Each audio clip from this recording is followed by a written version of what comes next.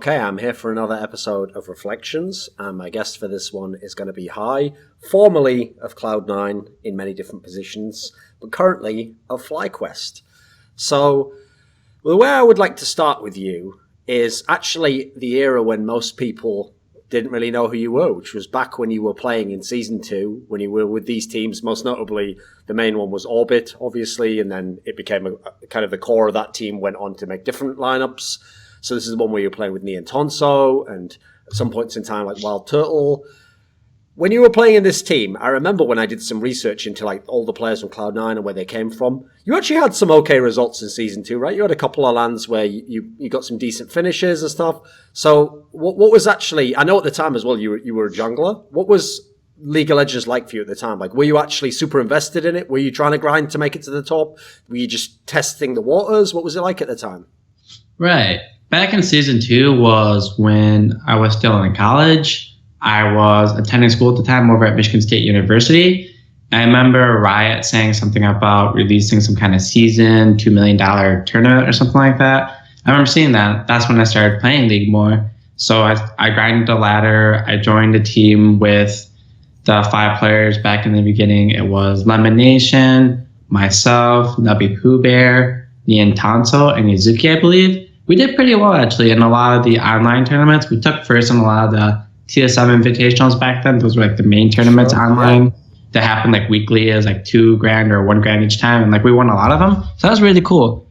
But every time we went to a LAN event, we always got the last seed. And back then during Season 2 of League of Legends, the blue versus purple side, there was actually a pretty big disadvantage for purple.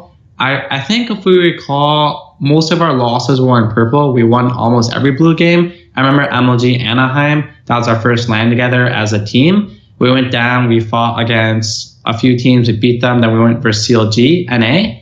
We went 1-2 versus them. We won our blue side game, lost our 2 purple games. We played CLG EU after that, won our blue side game, lost our 2 purple games. So we just weren't very good at playing purple side at the time. We didn't really, like prep for pick ban or anything like that at the time. We're still brand new.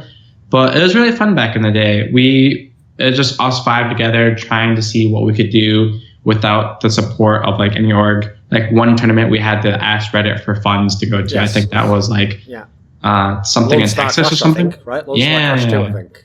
Yeah, that's true. We went as Reddit Nation because we didn't have like any sponsors to send us there, even though we got invited. So we had a crowdfund from Reddit, which was actually really sweet. And I really appreciate the people back there. They gave us an opportunity to compete and show what we were worth. And we lost to CLG EU again. But it was 1-2 again, but both purple games down, but whatever.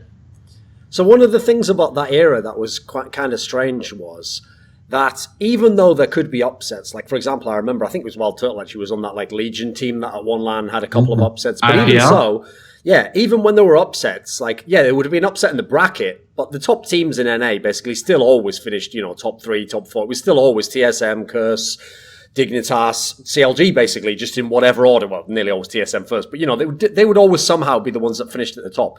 What's your theory as to why that was back then? I mean, clearly some of these other teams were good. As you mentioned, in the online competitions, actually, it was very competitive. I saw there was a number of teams, like there was some of the guys like Balls, etc. when he was on the MME team. They used to sometimes have big upsets online. So online, people could clearly win. What do you think the reason was on LAN that the top teams kind of won out? Because if you remember back then, that's why a lot of people actually wrote off the concept of the LCS. They were like, right, well, there's the big 4 teams, and then, who cares about any of the others? So the talent was clearly there, right? Right.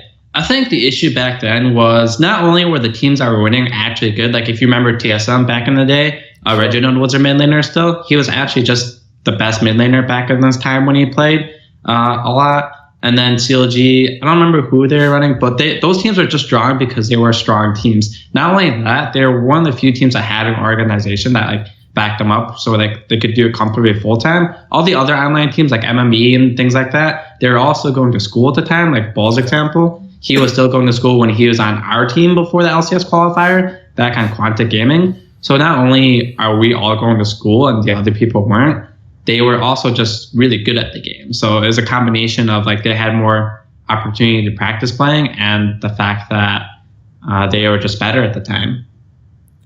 So a lot of people also are not, because here's the thing, for most fans, I mean, I realize I said this like everyone was around in season 3. Most people weren't even around in season 3, but even the people who were, a lot of them only really started to hear about most of your team if they didn't watch like all these online tournaments and stuff when you became the Quantic team, and then you were doing well in the Challenger scene. You came into LCS in the summer of Season 3. But before that, as you just referenced, you did try to qualify for Season 3 Spring, the first ever split of LCS, and it didn't work out. And I remember after this, I think, wasn't it you who like, some people were considering retirement and stuff, or like, do we even continue to do this? So when you came into that qualifier, were you actually considered a team that should make it through, or was one of the better teams who weren't, the big four? Did you think you were going to be in LCS?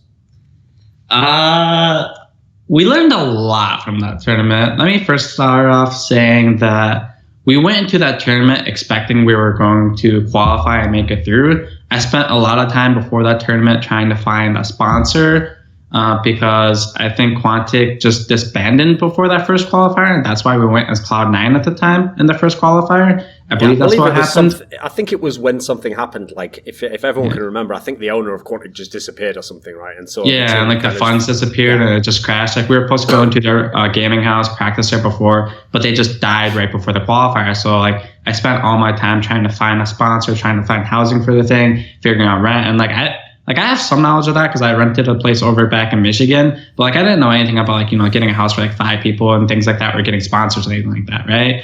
But we went into that tournament fully expecting that we were going to win, and I don't think I'll ever forget it. But our first game, I believe it was versus Marn. I want to say that was one of the most tragic base races I've experienced in my life. It was very depressing. I remember a lot of that game to this day. I believe it was Lee Sin middle. I think Nian Tanso was playing Lee Sin middle, and I was playing a Mumu. And I remember he landed a Q on a Nivea at like level 2, took it into turret, and died for first blood. And I don't think I'll forget that. I look back on that now and find it really funny, but we lost that game, and that tilted us for the rest of the tournament. Like, I don't think our team was ever more tilted than we were then, due to the fact that we're fully expecting to beat these guys. I don't actually think those guys were good at the game either. Like, they qualified in, but I think they lost the very next relegation. One of the worst ones, yeah. Yeah, so like, congratulations for them for making it in, but like, we definitely fucked that up. They deserve to beat us for us being cocky, but we just went into that thinking we're gonna win, and we learned our lesson to like not counter our opponents until we actually beat them. We learned to respect our enemies then. At least at least I did. So another reason why people also didn't know, beyond your team, didn't know you as a player, is you weren't a mid laner back then. You were obviously the jungler at the time. Were you actually a good jungler in Season 2? I remember, obviously, Season 2, for people who don't know, that was the era when basically most people, if you weren't like Diamond Prox or St. Vicious, just played like supportive junglers, and you kind of just gave all your camps to your mid laner if he was a good player. And it was a pretty tough time if you were a jungler, right? Were you actually, did you enjoy playing jungle? Were you good at that position? I think that was the era where everyone built the gold per 10 items, right? Like Hardest Stone, the Philosopher's Stone, and you just run around, ward, pink ward, and give all your farm to everyone in the game except for yourself. I don't actually know if I was good at that role. I was good in the sense that like I can like tell people where like people are, like what to do. Yes. But as far as like being able to pressure the map and jungling like that, I'm not entirely sure. You'd have to ask people that I played versus. I thought I was okay. Was I a top tier jungler? I'm not sure. But what was even a top tier jungler back then anyway? Diamond Prox is over in Europe, and like Saint is like one of the few good junglers in NA. Idol was good too, but like other than that, there wasn't too many like amazing junglers, right? I think Crumbs was jungling at the time too, but like the threshold of like what was good wasn't like super high either. So I think every jungler was just kind of relatively similar to each other. Some better than others, but not by a lot.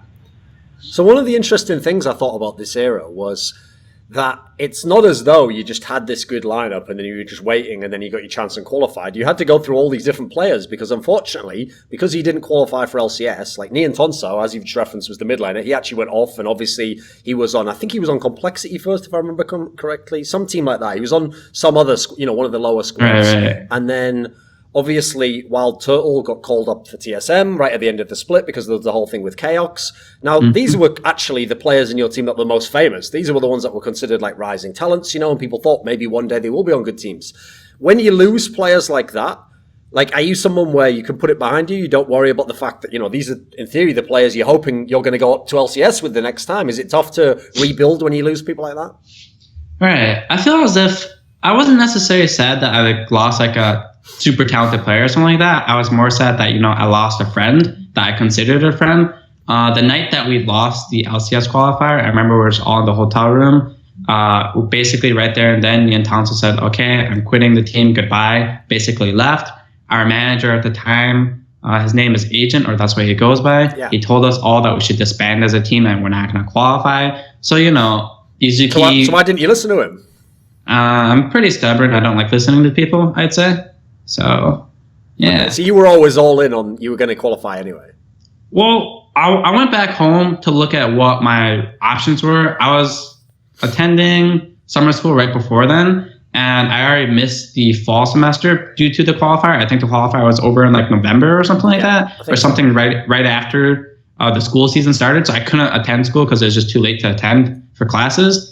And Riot told me that there was going to be a second chance for a qualifier, and that was going to happen before the next school year was up. So I made my mind to try and qualify one more time. And if I couldn't do it, I would attend school. But the way it lined up was that I had one more chance before I would attend school for my junior year again. So that's what I wanted to do, and I just had to find a teammate. Originally, I was basically just going to start from scratch again, but WildTurtle wanted to stay with our team for the time being because he convinced Balls to join our team, and Lemon wanted to stay with me. So Lemon convinced Turtle to stay because Turtle wanted to play with Balls, and Balls wanted to play with us because he wanted to play with Turtle. So actually back in the day, no one really wanted to play with me that much because I wasn't necessarily that great. I was just a jungler, But I moved to mid lane, and then we picked up... Who did we pick up as a jungler at the time? His name was Trix. I don't know if anyone actually knows that guy. I think he went by Fortnite Trix. Yeah. He was the guy where I think at one point in time, didn't he like initially trial with like CLG at some point in time? Like they maybe I think so, yeah. Or something, right? Yeah, I think over he in never Europe made or it beyond something. that, I don't think. Yeah. No. Yeah. So we were playing with that guy for a while. We played in a lot of qualifiers. This was after I switched to mid lane, and like the results went really well actually this time around. And I remember us doing really well. And then what was it? The jungler disappeared. In my mind, I don't remember him telling me anything, but I remember playing PUBG with him recently, and he told me that he told me he had to go for like a week or two. Okay. Yeah. I don't actually recall that, but in my mind, I thought he just disappeared from the face of the earth because like we had like a qualifier for some MLG tournament over in like Texas again, maybe like Dallas or something like that. Yeah. I don't really remember where we brought in Meteos for that tournament because we had to find a new jungler for the qualifier. I remember we picked up Meteos for a scrim or something, and we were losing the scrim really badly, and he's playing Nocturne or something. He used his ultimate, killed like 3 people at Baron, stole Baron, and won the game on the qualifier for us. So at that point, I was like, okay, you're on our team, bro. If you can clutch like that, you're in, dude. So we picked him up. We went to that tournament. I'm pretty sure we crushed everybody there. Like, like our last game there, we meant to like not lock in like Sejuani or something like that, and like Lemon was the one picking. But he actually picked a different champion. So not only did we pick the wrong jungle champion, he also just trolled himself. You can ask him about it. It's actually really funny. Okay. And it was very sneaky, actually. That's who we were playing in the end of that tournament. And we just destroyed his team. I think he was on Pulse at the time. And yeah, ever since then, it just went really well for us. After we did the switch, we rebranded as a team, and things just went well from us for there. Okay, I wanted to get your take. So obviously this was the era when WildTurtle played with you, and he was the AD carry at the time, and obviously then went into TSM, and actually in Season 3, I realised people who weren't around back then might be surprised, but he was actually very highly rated. People thought he was a very good player. At the time, he worked really well with Xpecial. Obviously, he's been the AD carry with you again now. He's reunited with you in Season 7. What's WildTurtle like as a teammate? Because, from the outside, people's perspective on you is that you're supposed to be like the shot caller and the guy who wants to control everything. And obviously, WildTurtle now has a reputation as a bit of he is a bit wild, right? He's a bit of a loose cannon. He can do things that no one expects. So what's it been like seeing him as a young WildTurtle and now in Season 7? What's he like as a teammate? Honestly, he's pretty similar from now to back then. He's always had that itch of his that wanted to, do X, Y, Z, where he wants to jump in and like make a play or something like that. And as long as you expect that from him and know that he's going to do that, then usually it'll work out well because like he knows the limits of his champions really well. It's just sometimes when he jumps in, his team doesn't back him up like instantly or correctly, and he'll die for it. But I really enjoy playing with him. He's always had a very good mentality. He's easy to work with. He's not like every player is stubborn to an extent. Well, it's not like he won't listen to what you have to say. He'll listen to what you say and like think if that's like smart or good or bad. But as a teammate, he's always been one of the better teammates to work with and easier teammates to work with. That's why he was on TSM for so long. And then, he got replaced because they didn't think he's good enough, I think. But he was never anyone that was hard to work with. I think he's a really good teammate and definitely always been top 3 AD carries in NA throughout his time of playing. There haven't been that very many AD carries better than him. Okay. So, as you referenced, again, Meteos is someone who came in sort of very late and actually out of nowhere. He was only, famously, he only played normal games or something, and then he was playing a couple of online tournaments with some mixed teams. So when he first came in the team, I remember, I'm trying to think who it is I did an interview with. And when I did those interviews with Cloud9, I can't remember who it was. It might have been Sneaky or someone. They told me a story where, when he first joined the team, basically, they said, not only in-game did you and him not work very well, because you'd swapped to the mid lane and he was the jungler now. They said not only did you kind of, have a disconnect, that you didn't really work together very well, because obviously, famously, he just, never ganked at the time. He was just farming the whole time, and you were a brand new mid laner. But they also said that initially there was, friction between you and him, personally or something along those lines. What would you say about that? Personally, when he first joined the team? Yeah, you two would argue or something, or you had different opinions on how you should play the position. I don't recall anything specifically, but I definitely don't doubt that happened. I mean, I am the mid laner and he was a jungler. I think that was still the era where mid laners were supposed to take the camps from the junglers. But I don't think I was able to do that from him. So not only did I not eat his camps, he didn't his pressure wasn't necessarily as much as other junglers. So I took upon myself to try and do the pressure instead. And we just had probably arguments figuring out how to play the game. I don't remember anything specifically. I don't remember ever hating him for his personality or anything like that. Okay. But I definitely remember disagreeing with the way we played the game. But I mean, that's just bound to happen between a jungler and a mid laner that want to do different things, right? He wanted to farm up, get strong, and then always solo dragon at level 6 and become this late game monster. And that's perfectly fine, and that's why we tried to play accordingly to that. But I'm sure we just had disagreements with how to do that.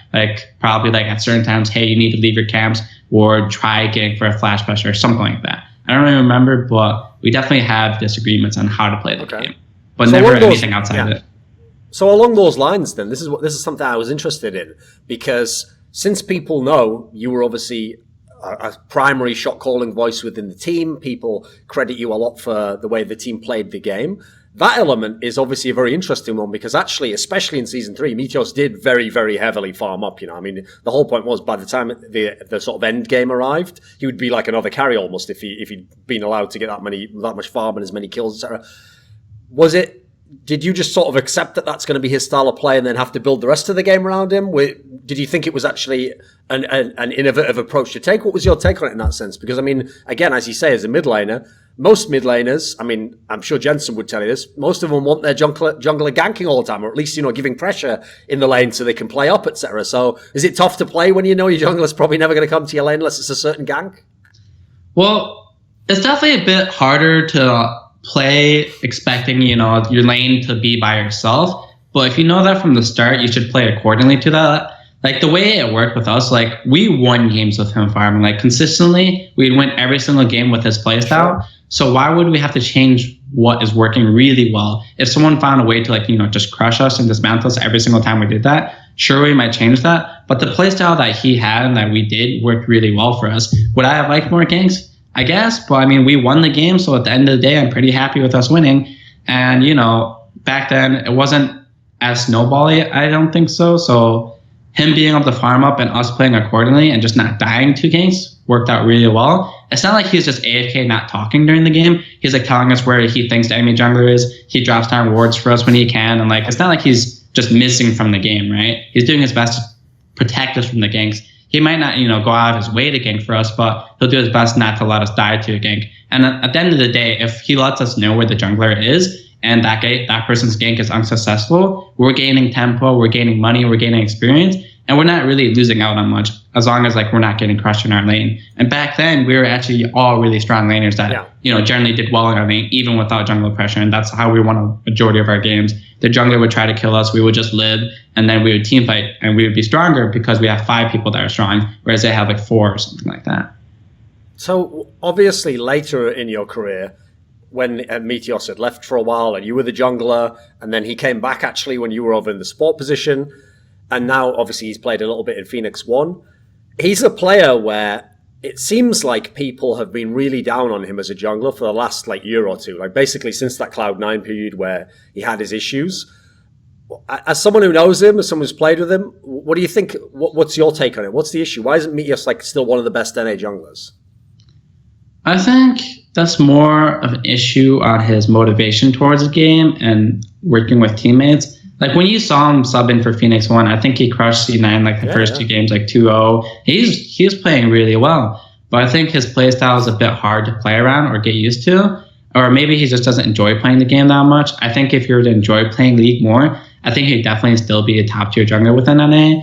Even with all the Queens coming in, I don't know how well, like he'd fare in the long run. But when he was playing on P1, it's not like he was like hardcore dedicated to them. I believe he was still living in his own house at the time, and he would just scrim from his house or commute over. I'm not sure. So even though he was like, trying, like 100%, I'm sure he could have been doing like 150. And if he did that, I'm sure he might have like even more amazing results. But even then, they got to third place in the split that he played in, And the next split, I don't think he played that much at all. And then they got relegated, I believe. So he's definitely a very good jungler, even though he didn't put in like 200% effort when he subbed back in. I think it's just something he needs to figure out if he wants to play professionally or not, But I think he enjoys his streaming life where there's less stress and it's more relaxed for him. Okay. So one thing I've noticed is quite interesting is, in general, there aren't really that many mid-lane shot callers. It wasn't the case back then. It's not really the case now. There was a couple, and they were very notable. Reginald, a few people. Bjergsen's tried it at times, But in general, there aren't many. And while I realise, obviously, mid-lane has often been a star player position, so people actually have to be good at just the laning alone. You have to be very good at that, probably, in the game. Even so, in theory, if you can shot call from mid lane, isn't it actually sort of the ultimate position too, because of where you are on the map and the things you could do in theory? What do you think on that? I think the best position to shot call from changes depending on what time it is in the game. Okay. I think I would argue when it's early game, the best person to shot call would be the jungler. Not only because he doesn't really have to pay attention to CSing, he's the one that's looking at all three lanes because he's jungling, right? He's looking at the map, seeing what lanes are good to gank and where the enemy jungler is. So he has the most information of what he wants to do. And I think that makes it easier for him to do. All the other laners have to pay attention to, when to trade, when to CS, being careful, etc. And it's harder for them to do it. But as the game goes on towards like mid game and stuff like that, I don't necessarily think there's one position that's like higher than the others. Maybe mid lane, maybe support, I'm not sure. But I've always found it easier for whoever is strong in the game. They generally know how to win the game. So when you're playing solo queue, if you're super strong, you're always trying to direct the team on what to do. And that kind of translates into professional play as well. Usually the mid laner is the strongest one when it comes to mid game. And it's easier for him to decide what he wants to do in the game. Okay. But it really just depends on the person, honestly. I've been with a lot of players. I've seen a lot of teams play. And being a shot caller isn't something that you can necessarily just learn. People can try that, but It's generally just like a talent that you innately have that you're either good at or you're bad at. Other people that try to learn it aren't necessarily going to be as good as people that have a base talent for it. Sure, they might be respectable at it, but they'll never have the same amount of talent as someone that has it innately, similar to someone that is like innately and mechanically good. Like someone can't just improve their mechanics as much as someone that is just more talented than they are mechanically. You can do a lot with hard work and effort to make the gap not as big. But at the end of the day, if they have more talent and put in more hard work than you, you're not going to catch up to them. Were you always someone who took this role on then? Even in earlier teams when maybe it wasn't as serious, were you always someone where, people have seen your shot calling style, you're talking all the time, right? You're just always trying to figure out, ask people questions, tell them what we could set up for now. Was this always who you were? Yeah, I don't think there was a single team I joined or was a part of that I ever had to say, hey, I'm the shot caller. I think every single way it just worked out was that's just what was given due to the nature of my personality. I'm very confident and I'm very straightforward and hard-headed, a bit stubborn on the things I want to do. I don't mind listening to people. I'm perfectly okay listening to directions and orders, but I generally don't like listening to them if I disagree with it. For example, like if they tell me to do like a Baron or a Dragon and it's a really bad one in my mind, I'm basically like, no. So as people play with me more, they learn to trust my calls because I would make calls that work out well for us. Sure, there are times where things won't work out, like a base rash or something like that, but generally 90% of my calls always go well for us. And I build the trust of my teammates by making correct calls. So it's not that they just blindly trust my confidence or my ego or whatever. It's that I have the results to show that, the decisions I make are good decisions. If I made poor decisions, there's no reason people would follow me or listen to me. But the fact that I'm confident in what I say and the things I do and they work out well for us, that was always just how we would play the game, just because my decisions always worked out well for us. Other times people might make a call and we'll listen and it goes well, sure. But generally, more often than not, I'll say something to do and people will listen to it because I've always said something to do and it works out well for us. And that's just how it's always been. I didn't need to say I'm the shot caller. People would just listen. Sure. So in a lot of teams, and I've noticed especially teams where they don't really have like one set shot caller, they try to just do it by committee, just whoever has an idea. One reason, which is actually a very logical reason as to why a lot of players don't want to be the one who makes a key shot call, is because either they're scared that they might make the wrong call, which, they might be right, maybe they will make the wrong one, they'll throw the whole game. Or even worse, sometimes in the moment when you only have a split second to think, they think to themselves like, well, I'm just not sure, I haven't figured it fully out, I can't pause the game and sort of take a time out and figure out what to do here. When you're a shot caller, and especially someone who's done it as much as you have and have had to call all types of games, is it not intimidating when you're not quite 100% sure if this is the right call, or you just have to make a call in the moment? Is it not frightening? Well, I've actually played with both styles of shot calling now. This past year on FlyQuest, I don't know if many people know, but we did try to switch to a democratic shot calling system. Okay. We were trying to have me focus more on laning, playing team fights, etc., not focusing as much on controlling the game. So a lot of people stepped up in their shot calling. People were deciding, lane swaps. People were deciding what to do mid game, and it became more of a democratic thing. And it was definitely a lot more interesting to see. I would argue we weren't as decisive as we were in the past when I was just, the main shot caller. Sure. But I would argue that I got a bit better at lane phase during the time. I would argue other people got smarter at the game and played better as a team as well. So there's a lot of pros and cons to what happens to the democratic shot calling. But when it comes to just me shot calling and my nerves towards the thing, I don't really think about that. I figure, if things go bad, fine, but I'm confident in the things I say and do. So I don't think about me doing anything bad until after the game. Like, if I make a bad call, I'm not thinking about it in the game. I know that happens. You're not perfect. You're going to make mistakes. And most of all, my teammates wouldn't get mad at me if I made a bad call either. Like, they understand that, you can't be perfect in every call that you make. And it just felt really good to have their support, basically. Like, they would never throw me under the bus if I made a bad call. And they would never make me feel bad about, making a poor Baron call or anything like that. So just having good teammates that don't, kick you when you're down already is really important, because if I'm making a bad call, I know it's a bad call, just like every other player. Like, say someone calls Baron and you get wiped after that, I think he knows that's a bad call. Sure. So you don't need to tell your teammate it's a bad call. And the fact that they didn't do that to me helped me a lot. So I really appreciated them having my back. So one of the bizarre things is, obviously when Cloud9 first really got rolling, because the team was so dominant, actually back then, there wasn't really that much talk about what amazing shot calling they have, or great macro, because you as you said, even in laning phase, you were doing very, very well, and you basically just winning all the games straight up.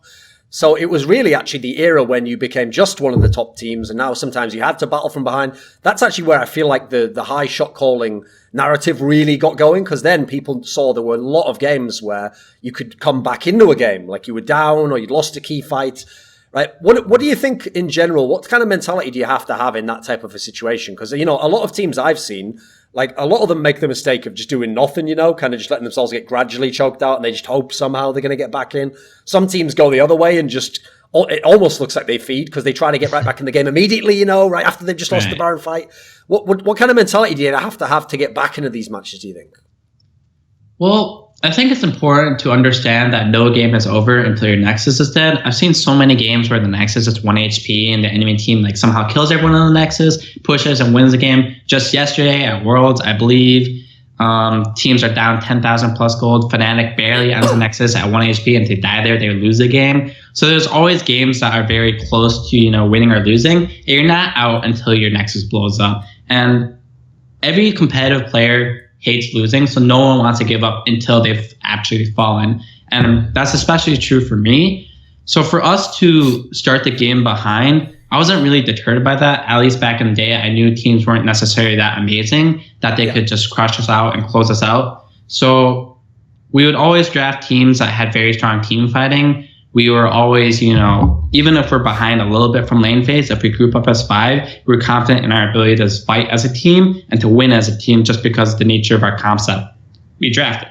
We'd have a lot of utility from bot lane, a lot of damage from top and jungle. And I don't really remember what I played, maybe an assassin, whatever, just something to annoy them. But we would draft accordingly so that we'd always be in a position to win the game regardless of what happened. And honestly, just the teams back then weren't that great. They couldn't shut us down. They couldn't push their advantage. They didn't know how to pressure the map. I'd put them into the position where they had to decide between, their inhibitor or the Baron or a Baron or a Dragon. And teams weren't very decisive on what to do back then. And the scene was still growing. And the fact that we were very decisive in the things that we did took advantage of a lot of teams' insecurities. They didn't know what to do basically, or how to close a game efficiently. And we would just take advantage of that by making them do a 50-50 decision where if they go for it, they can lose the game. But if they don't go for it, they can also lose the game. The same applies to us, but we're not afraid to try it. If we're behind, there's no reason not to try it, right? So we would always just put them in that position. And of course, it wouldn't just be 50-50. We'd try to favor it a little bit towards us. And obviously, a lot of them worked out for us. So when you had that first split in the LCS, even coming in, everything, we'd heard all these interviews, we've got all these great records against even the top LCS teams. Then qualifying was just ridiculously easy. This is where, if people might remember, Meteos just never died in the qualifier. So obviously it went well. And then when you got to the LCS, you just rolled over the whole thing. You only lost 3 games out of 33. Did that almost seem too easy? It must have been quite bizarre to go from not qualifying for LCS to now rolling everyone, right? What was that experience like? Right. I think our record was 25-3 in that first split, and then the next split was 24-4. I remember going through that split, and that was just the easiest thing of my life. I don't know, but people didn't know how to pick and ban. The priorities on champions were insane. I remember Kazakh's mid was a thing. Jace said all these other champions that were very, oppressive and overpowered, and nobody played them. And my mind is just boggled, and no one did pick and ban. I remember Lemon bringing up notebooks, drafting, prepping drafts the day before. And for some reason, teams didn't do that. They didn't have a very good draft out. They didn't plan things. The practice was just kind of whatever. And we just crushed everybody. And that was a very good time in our life, obviously, because we didn't lose. We win 18 games in a row or something ridiculous. I remember Jack telling us he would take us to Boiling Crab if we win 12, 15 games in a row or something like that. And we did, and bam, we got Boiling Crab, which was cool back in the day. I never had Boiling Crab. I'm from Michigan, and that's a very California thing. And it was really cool. So I have nothing to complain about. When you're 25-3, what are you going to complain about, right? Those were good times. Sure. When something like that happens, I notice a lot of people who become a champion or become number one in some respect, right? Usually, if they ever drop off, they always say the same thing, when you're number one, sometimes you get too cocky or you don't put as much effort. Was that ever anything that plagued Cloud9? Was there other reasons? I'm not sure. I don't know if anyone ever got necessarily too cocky from being first place or complacent being first. I don't really think that happened to us though, because, as I said before, a lot of us learned our lesson from the base race and the first LCS qualifier, at least Lemon and I did. And all of us knew what it felt like to taste defeat. All 4 out of 5 of our players lost at the first LCS qualifier. Myself, Sneaky, Lemon, and Balls, we were all at that first LCS qualifier, and we all lost. So we know not to disrespect our opponent. I don't think Meteos ever had an issue with that either. So I don't ever think we got complacent. If you look at the records of our seasons, it never looked that way. It's 25-3, 24-4, then 18-10 or something. I don't know. They were just always really good scores. Sure. So it's never we ever got super complacent and just got crapped on. Maybe one game we lose because that happened, but it was never a thing that plagued our team. Okay. So people might remember, because your first split was the summer split, as soon as you won that, you had to go straight off to Worlds. So there was no kind of build up. You just straight into Worlds. And at the time, the format was, if you were the number 1 seed from NA, I won't get into the whole thing of how they got 4 seeds and then 1 seed went into the groups, but basically, NA at that point in time got to go straight to the quarterfinals. And that was famously where you ended up getting the team that came first place out of Group B, which ended up being Fnatic, who was the #1 seed from Europe. And then people might remember the most famous narrative for this game. It was a best of 3 as well. Actually, World's quarterfinals was best of 3 back then. And the way the series went, basically, was whoever had Kassadin won. So in the first game, they had it. It was Xpeke, classic champion for him. They won. You had it in the second game. You guys won. The third game, this is the one where, because you lost to them, people... Basically, I mean, if people think fans are bad back then, well, fans knew even less back then because we all knew less about the game. So people literally made it sound like it was just that you guys didn't ban Kassadin that you lost this game. Now, I actually saw something recently that was quite interesting where someone actually had gone back and looked at that game. And what they told me was that actually in that game, I mean, obviously I don't expect you to necessarily remember all the pick ban, but they told me it was something along the lines of, in the third game, yes, you didn't ban Kassadin, but you'd done something like left a bunch of other power picks up and you were trying to kind of bait them into picking one of those thinking, well, normally these are never up, you know. So something along those lines. What do you remember about that series? Like your first big international series, and obviously it wasn't a good result in the end. So what do you remember about that one? I remember not banning Cass and then losing the game 3 and starting off getting double killed at level 1, I think. Where like something in the river, and then like they double killed us level 1. So not only did they have 2 kills over us at level 1, they're also blue side and they had Caston. So I think all of our units were against us. I think we had some kind of like counter for Cass in game 3 coming up, but then they banned it, and then for some reason we didn't ban it. I want to say during that series there was like 4 to 5 mid bans each game. They would ban 2, we would ban 2. I'd ban like Oriana or something like that. He would ban like Zed and Kha'Zix or something. I don't really remember. Sure. But there were a lot of mid bans if I remember correctly. And I felt as if we did the better pick ban strategy that we would beat them in the game. Like game 1, they had Cassian. We were doing really well that game, I think. But then we faltered in the mid game and lost a few fights and got crumbled over and weren't used to the double teleport strategy. I believe that's what they ran. I think they ran double TP back then. I think. Yeah, I think they're one of the only few teams that ever did that, and we weren't like prepared for that. So not only should we have respected the double TP thing if we did better research, we should also respected the fact that they played Cass in game 1, and we should like ban it for game 3 because I think they banned the game 2 because I think I was like Twisted Fate or something versus like his Fizz or something like that. I first spotted him at level 3 or something like that. I don't know, but I felt as if we were the better team in the case that we were running the game standard where they didn't have double teleport and they didn't have Kassadin. I'll never know, and obviously they'll say they're the better team, but of course we'll say we were the better team. I'll never know how that went, and I wish we did ban Kassadin so we could see how that went. Yeah. However, it was our mistake not to, and I do think that heavily affected the game because not only would Kassadin not be in their hands, I think that would also make him less confident about the game because I'm sure like when Xpeke got Casting, he's like, okay, game's over, GG, we won. So not only are they super confident going into that game, they have their comfort picks. So if we had just taken that off of them and played a standard game where they're not comfortable on, I think that would have helped a lot. So I'd like to say it was definitely a mistake not banning Cassid 100%. So one of the things that, from an outsider that made this tournament tough is we saw you dominate NA, so everyone's wondering, like, oh, how good really is this Cloud9 team? And then we only get to say you play 3 games, basically, because it was a best of 3. Presumably, when you were at Worlds, like from how I know, especially back then it used to work, is usually teams used to be able to get scrims with other teams at the tournament just based on the fact that you knew you wouldn't play each other. So, for example, if someone's on the other side of the bracket, you scrim them. So whoever it might be, SK Telecom, or I'm trying to think who else there was, Najin and Gambit and stuff. Presumably, when you were at Worlds, you scrimmed a bunch of the other teams. How did things actually go when you played the other teams? Like, how did you match up against them, at least in a practice environment?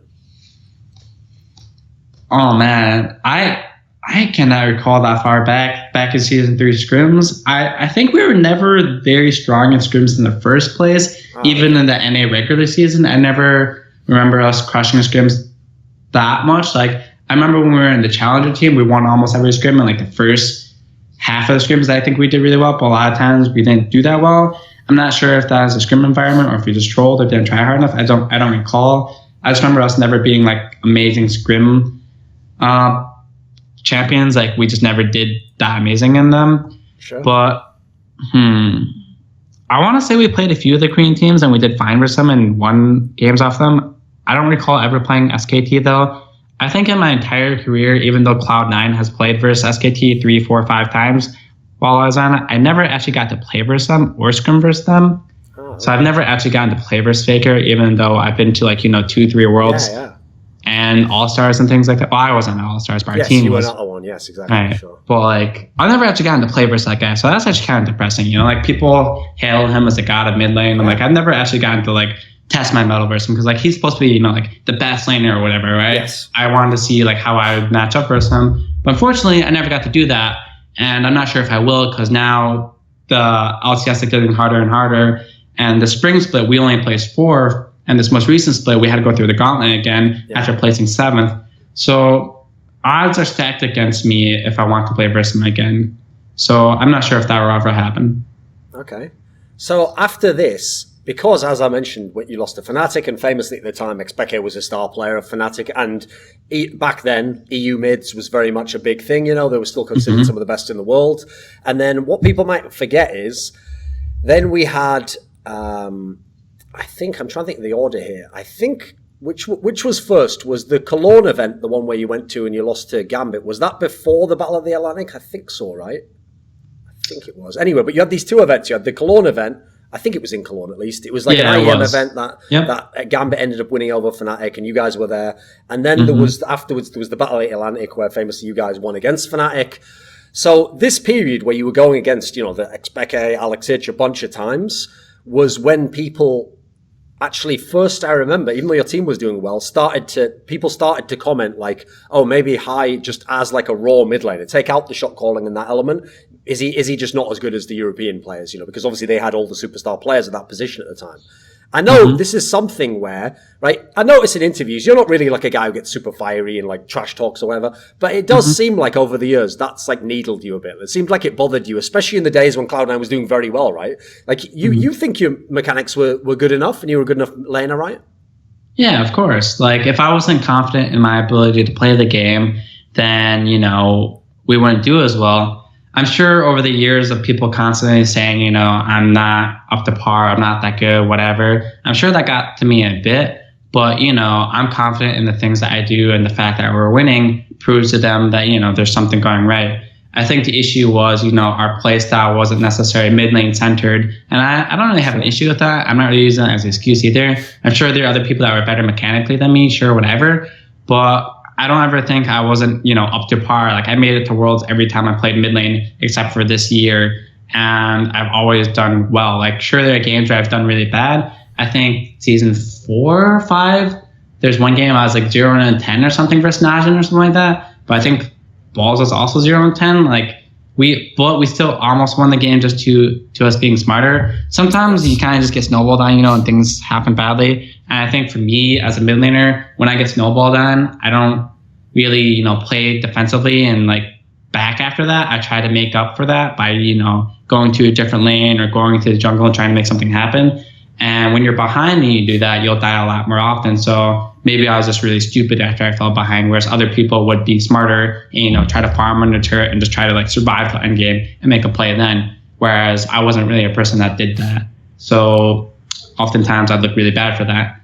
But I always felt as if I was, a really good mid laner. I always thought at the time I was the best in NA after we qualified. I don't think there was that much to argue that. I think the time there was like me, Link, and Reginald, and Mandatory Cloud as the top 4.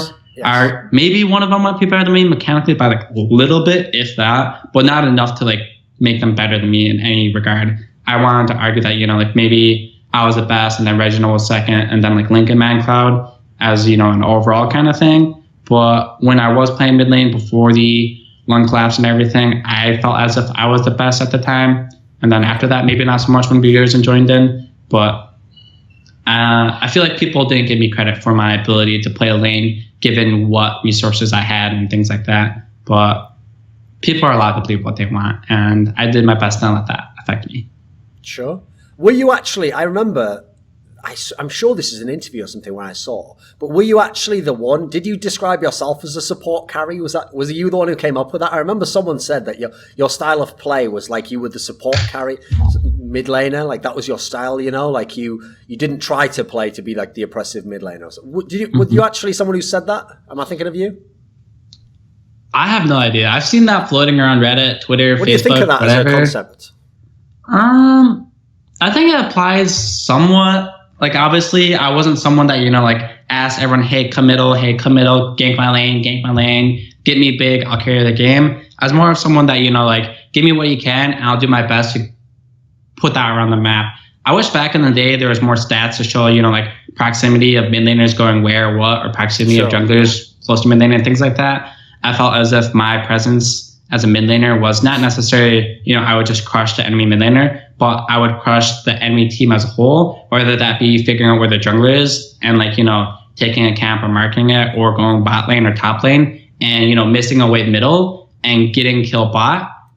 I think that was something that I was really good at. I remember there's like one interview that Froggen like called me crazy or something like that, because he said like I'd rather miss a wave of farm mid. Yes. And like I'd rather go bottom or something like that. I remember watching that interview and I thought that was really funny, because like at that time he was someone that was definitely more willing to just stay middle and farm, take the wave camp, take the mid wave camp, become big. Whereas more of a person that, like, fuck it, you can have my mid wave, you can take that camp, I'm gonna go bottom, kill your guys bottom and make them miss a wave. So at the end of the day, the waves are, are even just because they missed one too. And I think people saying that I was more of a support carry, I'd argue is a fine thing to say, because I wasn't someone that was like a superstar, I carry, give me all your resources now, 1v5. I wasn't a player like that. Okay.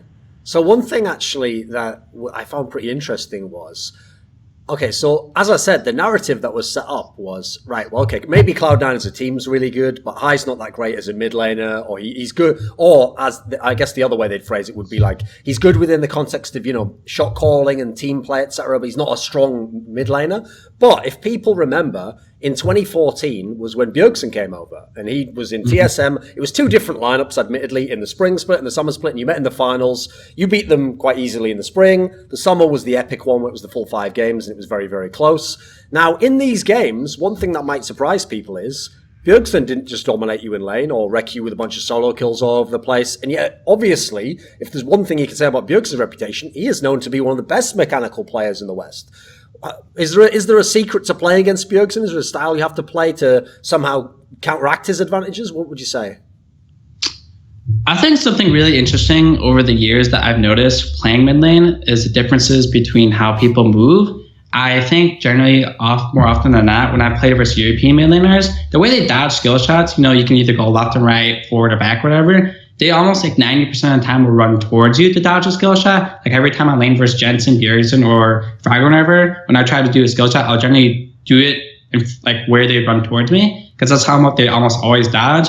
And a lot of NA mid laners always went like left or right, and then Korean mid laners would do a mix. They would try to do both. And I thought that was really something interesting. I don't know if people ever noticed that either, but generally that's what I noticed. And playing versus Bjergsen back then, I remember, what was it, 2014 spring? That's when he first came over, I believe.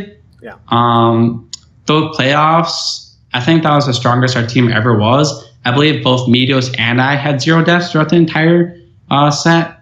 And unfortunately after that, that was when the lung collapse happened. But yes. I think that was when our team was the strongest. Like that playoffs was not close at all, if I remember right. Like you never lost a game. Yeah. It wasn't even like the games were just straight stomps. Like I had 0 deaths, and like I had 0 deaths, which is crazy because I'm the one that's always initiating fights for us. Like 90% of the time, I would decide, hey, we're going in now, and I'm gonna be the one that leads that.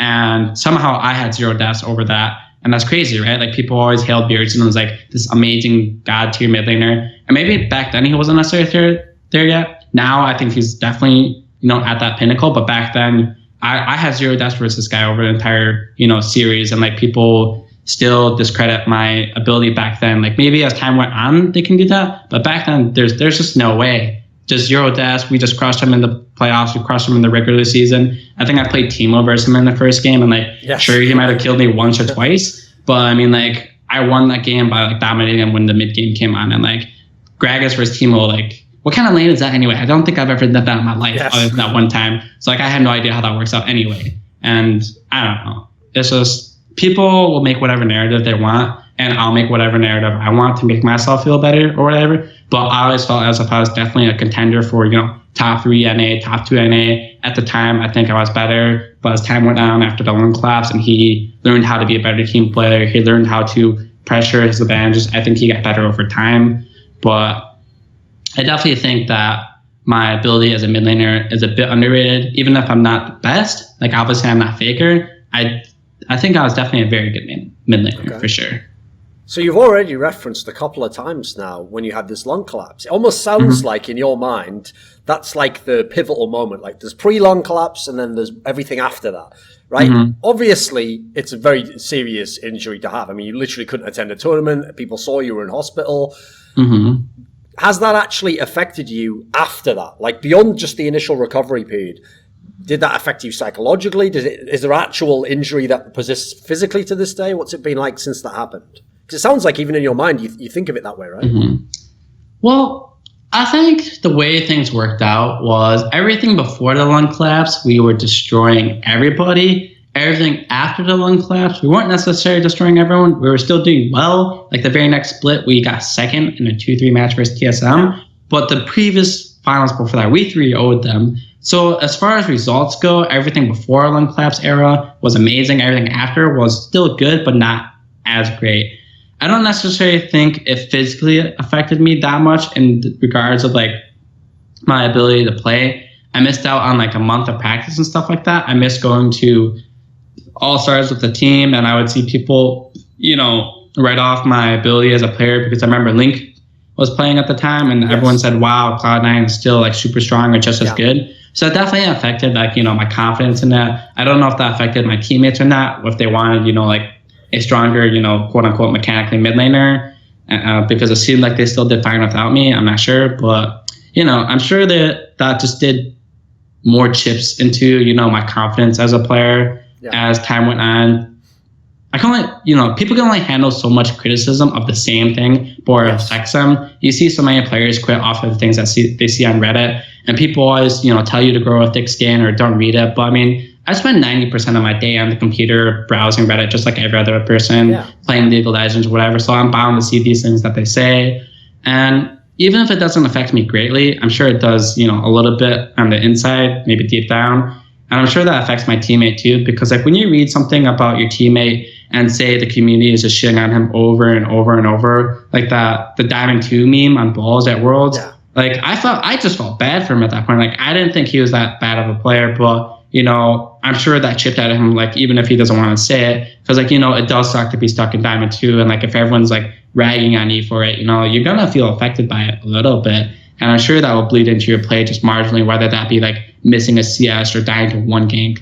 But I think everything after the lung collapse, things just went down, because I think I started having wrist issues after that. I think team confidence in myself started chipping away slowly, and I think that is where everything started going worse. Not necessarily due to the physical injury to the lung, but due to everything as a whole, if that makes sense. Yeah. Okay, so I've actually known, just from being around esports a long time, a lot of people who've had specific wrist injuries, often RSI, like something where it's because they've played so much and they were practice monsters. And I've noticed, even if a lot of them say like, oh, it's painful, or maybe I'll have to retire soon, almost none of them do. But a lot of them say you just have to sort of learn to, like, sometimes it's going to hurt, and sometimes if it just hurts in a big match, you have to play through it. When you first had these issues, it was quite a while ago now, and we heard every year, I mean, I realized there was other factors going on in the Cloud9 teams, etc., but almost every year there would be these rumors, sometimes not even rumors, like I think you might even have said it in interviews, where like, okay, this is my last season. No, this one's my last season. You're still playing now, though, in Season 7, so have the injuries in terms of the wrist been persistent? Can you just deal with it somehow? Does it get better sometimes? What's the issue? Like, why in that sense haven't you ever gone through with retiring in that sense? Right.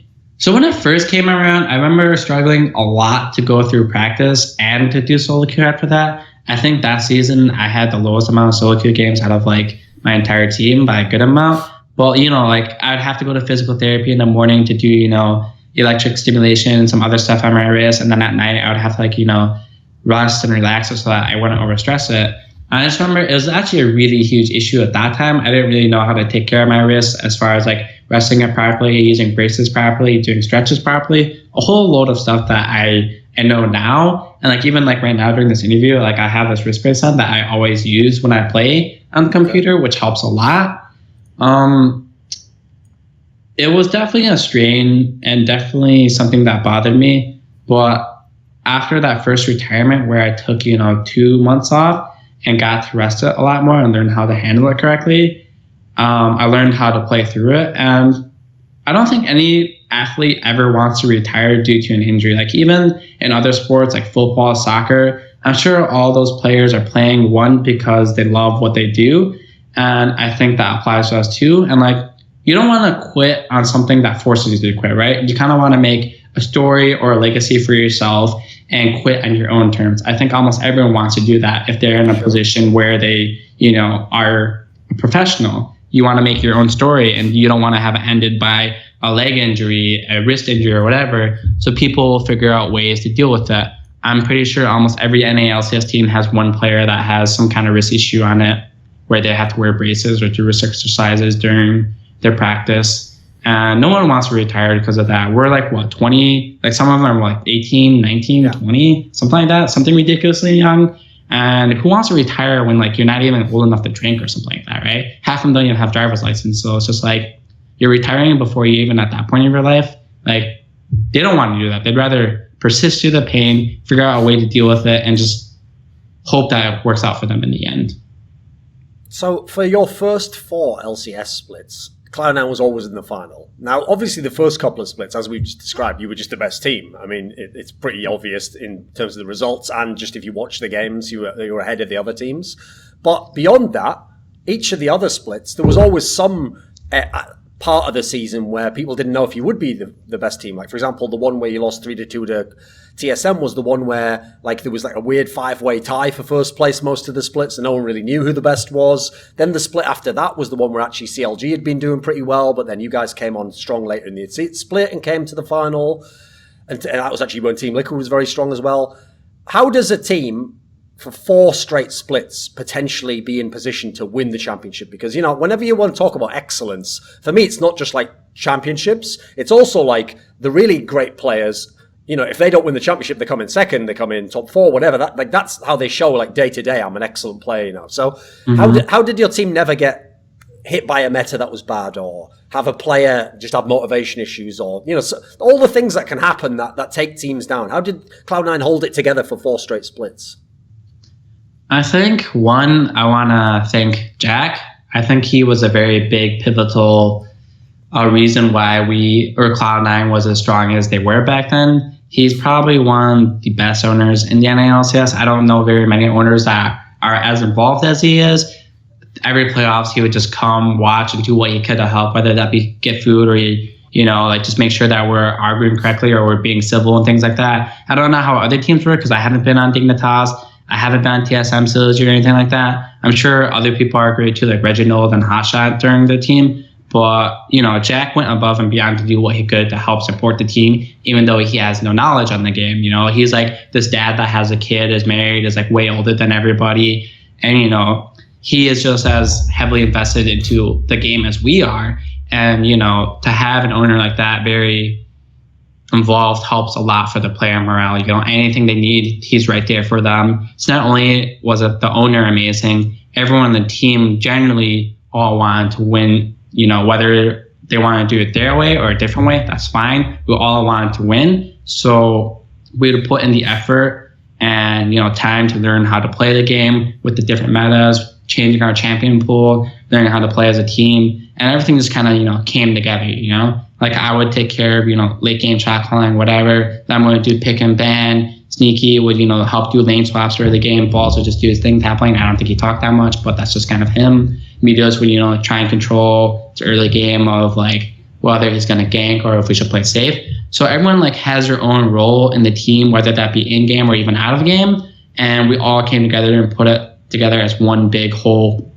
And for many of us, I think it was the first semblance of like a family where we would work together. I think, whether they're like, for me, example, and Lemon, I believe we come from, dysfunctional families at the time, and being a part of this team made it feel as if it was our first, functional family. Yeah, we would have arguments or disputes, but, we all still really care for each other at the end of the day, and we work together to achieve same common goals. So I think it's just the entire mantra of the organization where everyone, felt as if they were wanted and they were needed. And people need that. They need to know that they're wanted on a team, they're needed on a team, whether that be a player or even as a person. Having that reassurance helps a lot in your morale as a person, your happiness, your general quality of life. And that all bleeds into everything. So I think it's hard to describe what specifically made us be top contenders over and over. I would argue it's just what everyone did as a whole and how we were basically like a family and everyone was included. I think that's probably the biggest thing. Sure. So until obviously you initially retired and they brought, he was actually your called Incarnation at the time, but Jensen in to be the mid laner, there never was a roster move in Cloud9. You kept the same lineup the whole time as well, which is also very rare actually, because even the likes of TSM who were also making all the finals, they've been changing players every season pretty much.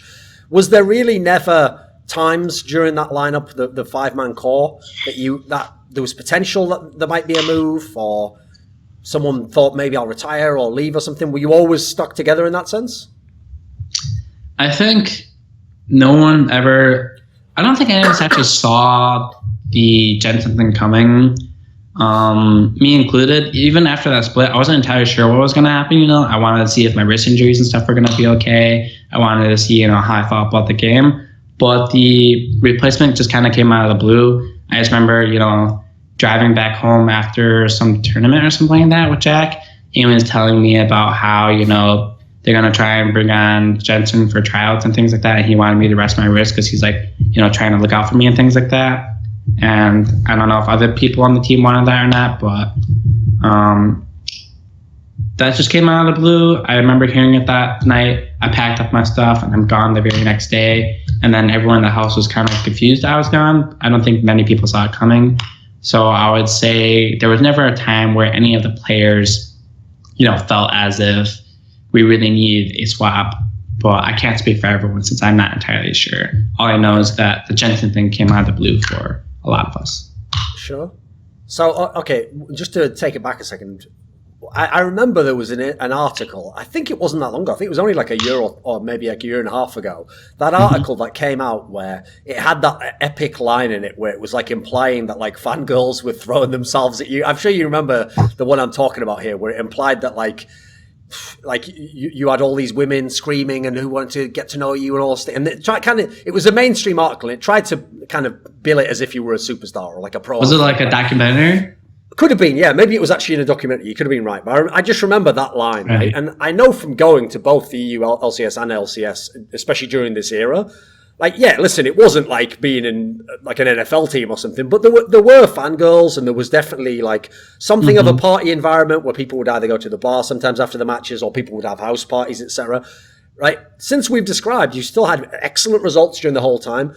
Were you someone who got a lot of attention this way? Is it tough to balance that out with being a pro? Because I know like some of the pros especially have to just almost lock themselves away from that stuff. That's some people's approach, So is it tough to balance out the social aspects and becoming a famous person with still trying to do the same number of hours and be a top player? Right. Well, I'm not sure for other pros, but for myself specifically, as far as females go, I've never necessarily had a giant issue of talking to the opposite gender or, getting to know them and things like that. Back in college, I partied a lot, actually. My freshman, my sophomore year, I'd go out very often, to clubs or parties or bars or whatever and drink. And I'm a very social person. Even to this day, I'm very extroverted. I'm very social. I'm very outgoing. I like doing things.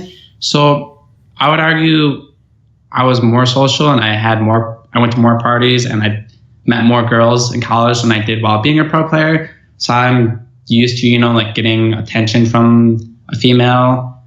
I'm trying not to sound cocky while I say this, but sure. I can't do anything about it. So while I'm playing, I'm used to, interacting with the opposite gender, being at parties and balancing that with my work life because, when you're at school, you can't necessarily have good grades, party, and sleep. You can only choose 2 out of 3 or something like that. And I still did well in school and I still had time to go out and have fun. So I'm very good at balancing, when I can do things and when I can't. And when it comes to the LCS and balancing my social life, and that I remember having conversations with Jack before about like how, you know, I need times where I need to go out and de-stress because say we lose a match or something like that, right? I remember people on the team some people would like to just, you know, play League of Legends, just stay at home and just like brood over the loss or whatever. But I wasn't really a person like that. I didn't like just staying in and like being sad about the thing because then I would just think about it and be depressed. I'd much rather, you know, go out with my friends, whether that be get food or, you know, go to a bar or whatever. I would much rather use that as a stress relief. And it's not like I'm getting drunk or something before a match because I think that's really stupid. That's not something I did back in the day. So it was my way of relieving stress. And I think if you can find a good balance about that, I think it's perfectly fine to do because I don't necessarily like my life being, you know, 100% League of Legends, whereas other people I'm sure do. It's just not something I find as a healthy lifestyle or a lifestyle that makes me happy. I'm sure people will, you know, shit on me for that, where they say, you know, you should just breathe, eat, and sleep League of Legends, you know, wake up, play, practice, play after. And like, sure, I'm sure people that would love to do that, but I'm not a person that is like that. Now, don't get me wrong, I do put in a lot of effort playing. The amount of solo queue games that I put in was average of the team before the lung claps and things like that and the wrist issue. So it's not like I wasn't putting in effort. I would just like to do different things for stress relief than other people do. Some people like going to the gym. I like going out, you know? So I think it just really depends on who the person is. Nowadays in the LCS, I think people are a lot more social. People aren't as awkward. People are much more extroverted due to a lot of things Riot has been doing, trying to make us, you know, social media trained, trying to make us more, you know, ready for life because people are coming in fresh out of college or not even out of college, high school. And they're teaching us how to be an adult, basically. And that involves interacting with other people. There's a lot more social gatherings for players nowadays than there was in the past. And I think people are still learning how to balance the two. When Jensen came into the team, people will remember that the split started off pretty badly. This is before you were in the lineup. Like, they were losing a bunch of games. And actually, this was actually the period when I came and visited Cloud9 and did some interviews for Jack, where one of the sponsors wanted me to do or something. And during this period, it was very early on. I think it might even be like the second week that they were playing. I could actually see within the team, like, here's the best way to describe it, right? Jensen, at that time, was, I wouldn't say like directly antisocial, but he was a pretty reserved guy, and he was coming over from Europe and he's in a new place. And in a way, he's actually even in a tougher situation than other rookies because he's also joining a team where the other four have played together the whole time. And he's replacing the shot caller, who they're all used to kind of like, if not playing well, always making the right decisions and kind of knowing what the rest of them want to do. So he was in a very tough position. And people might remember, not only was he clearly like kind of uncomfortable, for example, like he didn't really like the way Meteos jungled at the time, and he seemed like he couldn't kind of unleash the Jensen that we all see now, who's like a superstar player. And it wasn't really until you came back into the lineup and you came and you became the jungler that people remember things started to turn around, and then obviously you guys went to Worlds. What do you think Jensen needs or needed at that time from a jungler or from his team to kind of be able to feel comfortable to be the really good player we now know he was? Because at the time it actually looked like if they hadn't have made that move, he might have been like a bust, you know. He seemed like he was too in his shell, and he didn't want to take certain risks. He thought he'd get humiliated. It was a tough situation, right? Right. I think, how old was he at the time? Like 19 or something like that? Pretty or young, 18? I think. Yeah, I think he's like 4 years younger or 5 years younger than me, something like that. All I know is he was like really young. Like, you have this kid coming over from Europe, joining this team that's been together for 2+ years, consistently at the top, doing very well. You're placing one of their, you know, main pillars of the team. Like, that's so much pressure to be on the guy. And then not only that, he has all that pressure from that. He has pressure from his teammates too, because playing with Meteos is definitely a different style. He's not, I mean, by any means a bad jungler. Like, you can see his results on P1. They did amazing with him. But it's definitely something that you have to get used to, because he's not necessarily a selfless jungler where he'll give his entire life just to make sure you get that wave or make sure that you can get it back in time. He wants to be efficient. He wants to be strong. He wants to be a part of the game too. And there's nothing wrong with that. But for someone like Jensen back in the time, I don't think he was very used to that play style. I felt as if he needed more, you know, support, because he has so much pressure on him, and to not have support from his jungler, his actual support player or his teammates, it's hard for him to, you know, to be super aggressive or the shining star player that he wanted to be. And at the time, I think he just needed a lot more than what he was given. And when I started jungling for them again, I think that's what I tried to do. I would always tell him, I got your back. If you want to do this trade, if you want to go all in, I got you. I'm going to ward a side for you, hug this side. And I would make sure to give him what he needed, because I wasn't as good as Meteos as a jungler. I'm not even close to him. But all I could do was make sure that Jensen would be strong and hope that he and the rest of the team would carry. And I would do my best to support that. Other times I would play like Shyvana or something and try to carry myself. Yes. But generally speaking, more often than not, I would just do my best to track the enemy jungler and ward and make sure that my laners feel safe to do what they can. So that would make up for the faults that I would have as a jungler. And I think that helped boost his confidence a lot because he was able to play more aggressive. He was more comfortable playing with me possibly because me and him did not argue that much. I was a mid laner myself too, so I would know when he would need blue lane or blue buff. I would know when he would need the back. I would know where he needs wards, etc. So I felt as if I helped make him comfortable being a mid laner here. And as time went on, he just got better and better. So I'm not sure what he thinks about it, but I did my best to try and support him basically. And I think that helped. During this period, obviously everyone remembers the gauntlet run where you guys, first of all, you actually had to even get in a position to be in the gauntlet where you had to win that last match. Then when you were in the gauntlet, this epic run of matches. During this period, as you referenced, you were playing stuff like Shyvana. You actually brought out your old pick, Amumu, from Season 2, which was not a champion at the time, by the way, everyone. So this is something that's interesting, right? Is because I know from people who are friends of mine who are pro junglers, if there's one thing they complain about pretty much every season for the last 4 or 5, is always like, there's only, really 3 or 4 strong picks, and you've got to get one of those ones, So they always make it seem like you can't really play off-meta stuff. What was going on at the time? Because if some of those picks made it seem like you were just trying to get anything to work, right? Like you weren't. What were you actually like as a jungler at that period of time? Was it difficult to come in Season 5 and suddenly be playing the jungle position? Right. So, first off, I didn't play jungle that entire year. I think I joined the team again on the starting roster in, sometime in the summer split, right? Because it was right before Worlds and we did the comp. Halfway through, I think. Yeah. So it was like very late into the year, and like previously to that, I wasn't even playing League of Legends because I was just on a break actually. And I was watching a scrim of them because they asked me to try and help out if they could.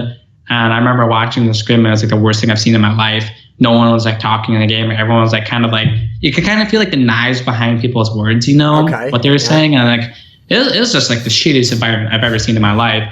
And for some reason, they wanted me to play a game. I think Jack was like, hey, hi, if you want to sub in the game. I was like, dude, I haven't played in like 3 months. Are you sure about this? Like, I don't even play jungle in the first place. He's like, yeah, man, we just want to change the pace. And Meteos is on board of it. Meteos wants to take a quick breather, to get some air or something like that. I was like, sure, man, like maybe they can learn something. I don't know. But I played that scrim match. And for some reason, like, it'd be like, if you ever watch like a season, an anime or some kind of TV show, you just see like this light downing upon people. Like for some reason, there's just some kind of euphoric moment on the team where everyone just started talking for some reason. I don't know why. I don't know if that was because of me or just because there's a new team member and it's kind of like a honeymoon thing. But people just started talking, and like that first match, that first scrim set, basically Meteos is like, I just watched how I play with the team.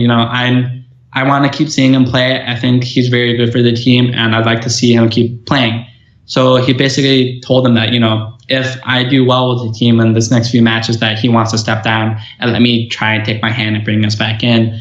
And we did well, and he gave us his blessings, and like he wished us the best. But I wasn't even necessarily like a good jungler. I don't even know. It's just the team morale just changed, and like there's no contest that he is a better jungler than me, but for some reason, they just didn't work together as a team. And when I came back in, it just kind of just changed everything. Like, I think our first few weeks, like, we didn't win or anything like that, but I felt as if, like, the general attitude and mood of the team definitely changed. And there was, like, kind of, like, hope there's, like, light at the end of the tunnel now. Yeah.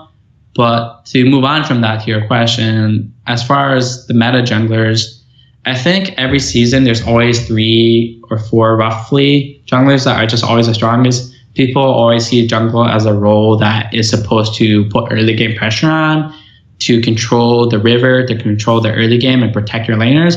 And you need strong junglers for that. It's historically been like Lee's, Lee Sin, things like that. People that can make plays early game, that are strong duelists. And there's only so many champions that can be a strong duelist and clear the jungle effectively. So I don't ever think there'll be a meta where there's like 10 super strong viable junglers, because you're just going to ban them all. Like every team wants to ban the jungler because, like, no offense, but fuck junglers basically, right? Like no one wants to get ganked by an Elise or like a Lee Sin that just crushes you. I'd rather be 100% ganked by an Amumu or like a Sejuani or just someone weaker, right? Like no one wants to die. So everyone's going to ban the strong junglers, and then they're going to be left with like, you know, like these weaker, tankier junglers. And that's just kind of the way the game is going to work, right? Because, you know, mid laners aren't necessarily affected by supports that heavily or top laners that heavily. So you might spend a ban or two to ban that out, but generally more often than not, people will ban a lot of junglers just because no one likes playing versus a strong jungler. It's just the most annoying thing ever. So I'm not sure if there's anything that can be done about that, just due to the nature of what their role is. So people probably remember another part of this story. I mean, actually, I'll tie it into what you said. If this was an anime, because first of all, that Gauntlet run was kind of like, the story did build up kind of like a classic anime run. Mm-hmm. There was also that moment before the Gauntlet where people remember in an interview, you'd said some line to Jensen along the lines of like, so was it something like, if you carry me, then I'll carry you to Worlds or something? Was it something along those lines? There's some famous line where the idea is like you kind of inspired him that if he just played as a star mid lane, you take care of the rest or something like that. Right. I think it was something like, hey, I'll carry you to Worlds if you can carry me when we're there. I think it was something along the lines of that. And, you know, I don't know if that actually did anything for him. You know, like, I can say something, but I don't know if that actually affects a person or not. You know, well, was that just like an offhand comment, though? Or were you trying to give like an epic speech? I don't necessarily think I was trying to give an epic speech. It's just kind of like goes with the flow. I kind of just say what's on my mind. And like, obviously, you know, like, as I said earlier, I felt as if Jensen was like a really good player. He just needed kind of support, you know? So I don't know if that does anything to actually make him feel better. Like if I tell him I'll bring him there, I don't know. I'm sure it probably doesn't. But, you know, like it's nice to know that, you know, your teammates have your back. And I was just doing my best to let him know that even though he replaced my position or whatever, that I wasn't, you know, holding a grudge against him. I wasn't mad at him or anything like that. And I do my best to support him to bring him to, you know, Worlds or whatever, because the rest of us have been there and like they know for a fact that I have their back regardless. And he's a new guy, right? He's the one that needs to know that, you know, I have his back. So I think I was just doing everything I could to make him feel comfortable in the team. So I said something like that, which is kind of cool if you think about it. So I'm kind of happy I said that. I don't know if it meant anything to him, but it's pretty cool. Sure. So obviously people will remember that this wasn't the end of High playing Cloud9, because then you came back the next year and suddenly you were a support player and you were playing from that position. Now from the outside, when I combine it with, as I said before, people wondered because of your injury if you'd retire, and also obviously you were going in and out of the lineup and playing different positions. It makes it seem from the outside like every split, High's like, right, there you go, right, I did that, now you have to get another player, like get a jungler now, and I need to retire, like I need to take some time off. And people think that Jack just comes to you every split and he just says like, yeah, I need you again, now you got to play support, you know. What really went on there? Like, why come back and play support? What was the logic behind that? How did that come about?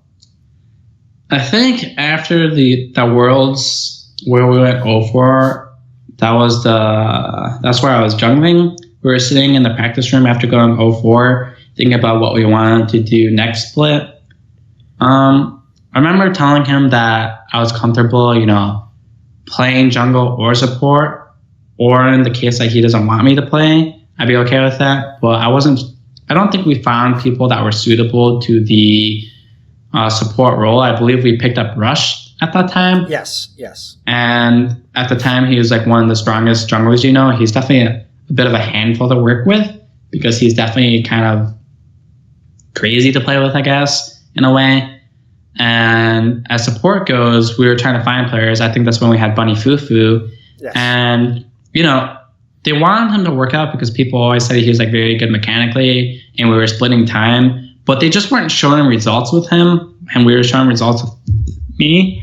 I think we placed 4th or 3rd that finals. And in the season we started off bad, but I think we placed 3rd or something like that, or somewhere in the top half of it.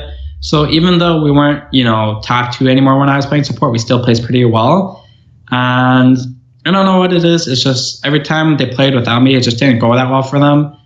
But I think they figured it out after a while. They finally, found their own way of playing the game. They became really strong without me. Now you look at them, they're worlds, and I'm not. So I think they've definitely found out what it is to make them a strong team. And I'm happy for their success. So I think it just took some time for them to figure out what to do, As someone who's literally shot called on a team that's had decent level of success in all time periods from 3 different positions, how would you contrast the 3 different positions? Like, was it the same style of shot calling? Does it change shot calling if you're a jungler or if you're a support? What was different? I think when I was playing support and jungle, it was a lot harder for me to shot call because I wasn't as strong as a mid laner would be. So when I was shot calling from mid lane, I would just basically say, hey, we're doing Baron, hey, we're doing Dragon, or hey, we're doing this team fight, because I know how strong I am relative to the other guy, and I know I can win a fight that way. But when you're playing the role of a support or jungle, your team fighting power isn't as strong, so then I'd have to be like, hey, how strong are you, Jensen? Hey, how strong are you, Sneaky? Like, can we win a fight? Because I just wasn't sure, because I was playing like a role that I don't know how strong I am in that role, So I'd have to ask more questions, and I wasn't as decisive. And it was just harder to shot call for me personally because I wasn't entirely sure the limits of what our team could do because I wasn't in a position that controlled a large portion of power of the team. So I would just ask a lot more questions basically and figure out what we can and can't do and what the team thinks it can do and just go from there. So when someone's a leader, right, one of the things I've always thought is very interesting is people think they know what a leader is, but when you really break it down, there's lots of different areas as to how you can lead and lots of different styles to it. So, for example, there's the obvious one, which is like kind of like a drill sergeant, he's the guy where he has authority because he commands it, he sort of tells you what to do and you can't question him. And in fact, that's usually when that sort of thing breaks down is when people battle with those sort of guys, So people have definitely seen that sort of leader. I mean, you could maybe say Reginald was like that in the early days of the game because obviously he owned the fucking team. So you can definitely be in an authority position there. Then you have the leaders where sometimes you have a leader where people will follow him because he's the smartest guy. Like it's just a guy who always knows what the right thing to do is, etc. And I think people initially would have put you in that box, but I've noticed from listening to interviews of your teammates and seeing the different roles you played in your career, another type of leader, though, is someone who can kind of relate to people socially. They figure out, like, what kind of person is this? Like, what does this person need? How do they think about the game? Like, can I help set them up in a certain way here? Do I have to let them sometimes have a voice in this other area? Would you say you're that kind of a person? I think the best way to describe why I'm a leader is I think you should look at wolves. I know this sounds kind of weird, but as like an analogy, okay. In wolves, when they are born, they kind of have a role assigned to them from the very start. So say they're like 5 cubs born or something like that. One of them is already the alpha male, no matter what. It's just something that they're born with. And I think for me specifically, there's something that I have similar to that. I'm kind of a person that's always led regardless of what I've been doing in my life. I remember I was like 15 years old or something and playing World of Warcraft at the time, doing 40-man raids, and I'm the raid leader for that. I didn't go through puberty yet, so my voice was like a little girl, basically. And there's like these like 30-year-old men listening to what I'm telling them to do just because of like, I don't know why they just listen, because not only am I right, they just kind of feel compelled to listen, I guess. Yeah. And for the teams that I've been on for League of Legends, it's just kind of the same way. I definitely think I can relate to people empathetically really well, just because the nature of who I am. And not only that, I also make very smart decisions generally when we're playing the game. So I think it's just a giant combination of all of them, Like, I don't think you can just hone it down to necessarily just me being smart or me just being very empathetic. I think it's just kind of a whole of who I am. I feel as if if I was like a wolf, I guess I would just be born as an alpha wolf, just due to the nature of my personality and my ego and things like that. And I think some people like listening, like they're a sheep and they're a shepherd, and like it doesn't matter which one you are. It just you are or you aren't, and it really doesn't matter. But I think I would argue that I would be a shepherd if that was a thing. So Sure. So again, to reference the next part of your career, I kind of have to reference what people thought from the outside, because hopefully you're going to tell us the inside version. So from the outside, it actually looked like, okay, right, finally Jack's going to let you not have to be in Cloud9, but now he wants you to go to the Challenger team and boost that into the LCS. And so you went off to the Challenger team, where a bunch of obviously your old teammates from Cloud9 were anyway, so people can understand why you'd want to play with them again. But why is High still playing the game now? I mean, you got them into LCS, you got up there. Do you just like to play with these teammates? Do you still have like a drive where you think you can be the best? You can go to Worlds, you can win LCS, etc. Like, why keep playing now? Right. Well, just yesterday, I'm sitting in this chair right here. I'm watching Worlds. I'm seeing people play, and like, you know, it brings a bit of envy out of me. Whereas if I was a bit better at the game, I would be able to be there and play. I remember every Worlds where I wasn't part of any of the finals or semifinals, but I was there live for some of them. I would see the stage that people were on. I would see them playing, and you know, like they're sitting there showing, you know, their skill and their talent to the entire world on this massive stage of grandeur. And you know, it just seems so cool. And it's like a goal of like every player to be on that stage, so that everyone looks at them and basically sees how good they are at the game, so that they feel as if their effort that they throw into their practice every day is recognized, and that people respect the amount of skill that they have at this game. And that's definitely still something that I want. You know, I wouldn't be a competitive player, I wouldn't be a pro player if I didn't have the drive in me that wanted me to win or wanted me to be the best. Now, there might be some people out there that want to be the best more than me, or something like that, but every pro player still has that drive at the end of the day. And as long as I still have that drive, and as long as I still have the confidence that I'm a good player, I'd like to think I want to keep playing, but there are times where I feel as if I'm not actually a good player or something like that, and that's when I'll doubt my ability to keep playing, because I wouldn't want to plague my teammates or anything like that if I'm just like some kind of mediocre player. Like, if I have the confidence in myself to think that I can perform internationally or at a top level, then I will want to keep playing. But if I feel as if my ability as a player is not that high and I'm going to be a bottom feeder team or something for the rest of my life, then I probably wouldn't want to play, because there's no glory for me in being last. I'd much rather not play than be last or in the bottom 5. Some people might enjoy that and like want to like coast in the life and things like that. But not for me. I hate losing in everything, even like the dumbest of games, you know, like it doesn't matter what game it is. I just hate losing. And being in the bottom tier of teams, having people rag on you, calling you a terrible player, you're not playing that successfully, it's just not that great. And people think it's like some kind of lifestyle that you can live luxuriously for. Like, for example, say you're a bottom 5 team member and you're making like 80 to 100 grand a year in California. After taxes, that's like, you know, 50, 60K. So it's not like it's a little amount or anything like that, but for like California, the standard of living is pretty high. So it's nothing that you can retire on. And say you play for 3, 4, 5 years, right? From the ages of 18 to 23, and you come out of it with like, you know, 100K in savings. Like, that's pretty damn good. I'm not going to lie. Like, people don't even have savings. So like, that's nice to have, but you're starting your life 5 years later than people. People are graduating college, they're starting their careers, and you have to go back to college and figure out what the hell they do for the rest of your life, right? So for people that want to be a bottom 5 team and just coast through it and then have nothing to show for it afterwards, I don't know what they're going to do with their life after that, right? So I would much rather, you know, be on a top team and be able to build a future for myself, whether that be through streaming or having enough savings or whatever, than, you know, coast on the bottom doing nothing and then have nothing to show for it at the end of the day and then be in some kind of a lull trying to figure out what to do with my life. I'd rather just figure that out now if I can't be a competitive player. When you talked there about Worlds, and when, in fact, even when you were referencing earlier on not having played Faker, and you kind of sounded a bit unsure, like, oh, maybe I'll never get to play him, because I mean the obvious unspoken aspect is at the moment FlyQuest isn't in the position necessarily to qualify for Worlds. So when you look back on your career, the international part, like domestically, you obviously had a lot of success. Many times you were in position to potentially win, and therefore you could feel good about how things were going. Is there kind of a sting when you think about the international part that you never got to go to like a final or have some epic run where it felt like you could have won a Worlds or something? I feel as if the first few Worlds, I wish that Riot would change the format of the tournament, honestly. I like the format that they have this year a lot better than previous years.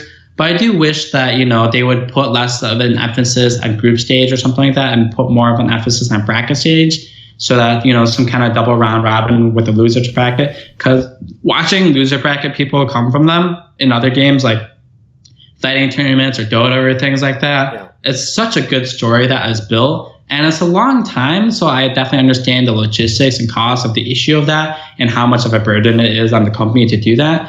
But as far as creating a story, I think it's one of the best ways to do that. However, if that's something that Riot isn't comfortable with doing, I wish they would just throw in more international tournaments then. For example, there's been a lot of talk of the new format change to best of 1 instead of best of 3. I personally don't care too much whether it's best of 3 or best of 1, because I think in the first place, the regular season shouldn't matter that much anyway. I think they should put more of an emphasis on playoffs and more international tournaments. So if they could reduce the amount of games that people play in the season to increase the amount of international games and put more of an emphasis on playoffs by making it like a double round robin or something like that, I think that'd be perfect. Because at the end of the day, do people really care about a best of 3 or best of 1 in the regular season? Don't people just want to watch more games? Because that's what the argument is for them, and build a more competitive scene. And can't you do that by having more importance on a playoff and adding more international events? I feel like that would solve the issue of the best of 1 and best of 3 thing, because, we need practice more in scrims, and we also need more stage practice to do whatever. And I think the best way to do that is just to put bigger emphasis on playoffs, bigger emphasis on international tournaments. And I think that's what I wish Riot would go for, because having one Worlds at the end of the year where, in 2013, we get one best of 3 where we go 1-2, get kicked out, and have 0 games against any other team is very fucking depressing. I felt as if we were a very strong team and we only got to show 3 games. That's super depressing. And then the very next Worlds, we got to play in the group stage or something, so that was nice. And then backstage, whatever. But I think if they just add more international tournaments and put a bigger emphasis on playoffs, it gives a happy medium of what everyone wants. Shorter season, more competitiveness, more international stages, so that people have opportunity to play against international regions. So to bring up the whole comment against playing Faker thing, I have 1 shot a year to play versus a guy, and that's at Worlds or something like that, right? And unfortunately, this year I didn't make it. And the previous years that I did, he didn't make it 1 year, and the ones that he did, we weren't versus him. So it's just you want to play against the top people in the world, but you're only given 1 chance a year to do it. So I feel like that's kind of depressing and sad as a sport. I think League of Legends should be more an international kind of thing around the world instead of just focusing on, one region. I think it's a very global sport, and making the sport more global as a whole, I think would make better storylines and create better interest into it. Okay. So when people look at the FlyQuest team, obviously it was just the Cloud9 Challenger team, but you can't have 2 teams in any org. We all know the storyline that went on there with Team Liquid and Cloud9 and these squads that had the Challenger and the professional team. What is actually the background of Hai and the people from FlyQuest? Because basically, a lot of people, even in the esports industry, had no clue who these people were. I mean, they know that apparently they make whatever exercise bars or something. I'm not really sure myself, but they just heard of this company coming in. Obviously, it has a very unusual name as well, which a lot of people commented on. And suddenly, they've got the Cloud9 Challenger team, and initially things are going pretty well. How did this whole thing come about? Well, to bring up the Challenger thing, I think when I finally stepped off the main roster and they found everyone that they wanted, Jack obviously is always trying to look out for his players. He wants them to have jobs. He wants them to have some kind of goal or something to do. That's why Meteos was still streaming for them at the time. And for us, he wanted to give us something to do. And the Challenger thing was a way that he could keep us on his team, still give us payroll, and have something for us to do. Because he doesn't want us to keep people on payroll that aren't doing anything, right? And I think that's definitely respectable and fair. So at the time, Riot allows you to have a Challenger team and a main team.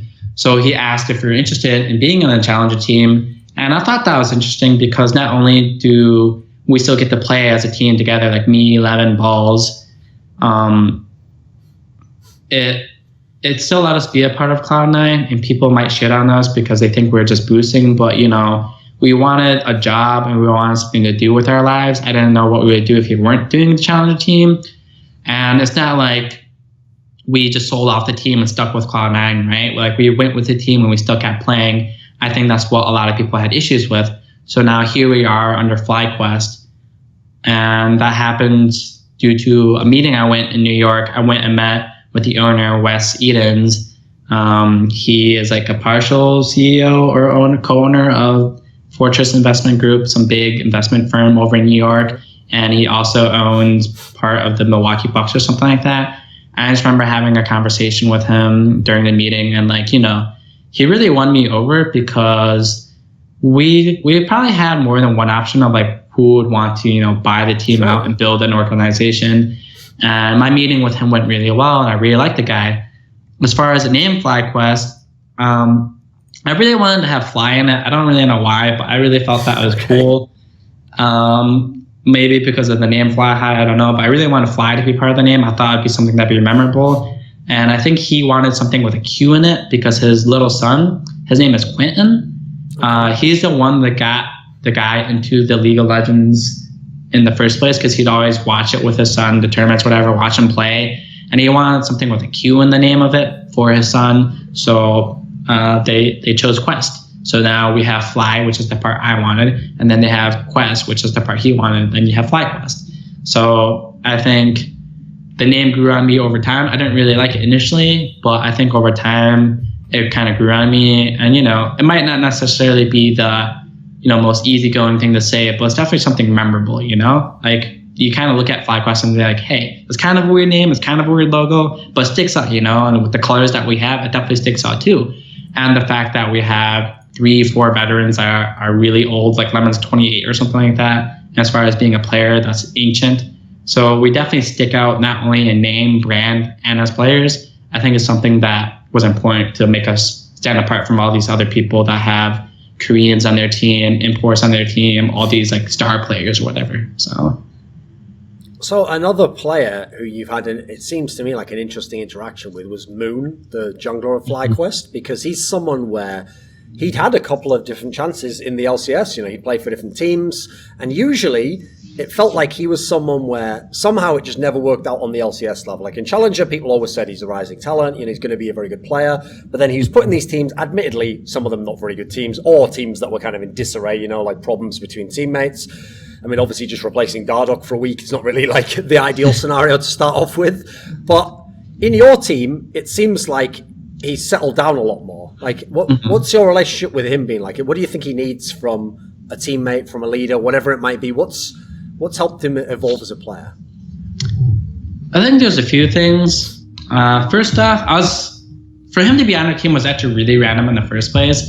We were trying different things after we got the spot. We couldn't find a jungler actually at the time. We were trying things like having Balls be the AD carry and like finding a new top laner and having some kind of other jungler and things like that. I don't remember who was signed up to be our jungler at the time. We had someone, I don't really remember. But 6 hours before the roster lock, they decided not to be part of our team and to join like the Team Liquid Academy team or something like that. I think that was like solo, and like Balls was going to be jungling and like had a different carry. I don't even know, but our roster was fucking crazy or whatever. And yeah, I think it was like Balls in the jungle maybe and the alt-tech AD carry. I don't even know. All I know is our roster was really weird, and it wasn't set until like 2 hours before the thing because some dude ditched from us after committing to us 5 hours before the roster lock. And our coach at the time, Thomas, is like, hey man, I know this jungler, his name is Moon. We should really get him. I think he's the best jungler available. And I'm like, who the fuck is Moon? No offense to Moon. At the time, I didn't know who he was. Because like, I don't know very many other players in the first place. I just focus on my team and myself. And I'm like, who is Moon? I've never heard of this guy in my life.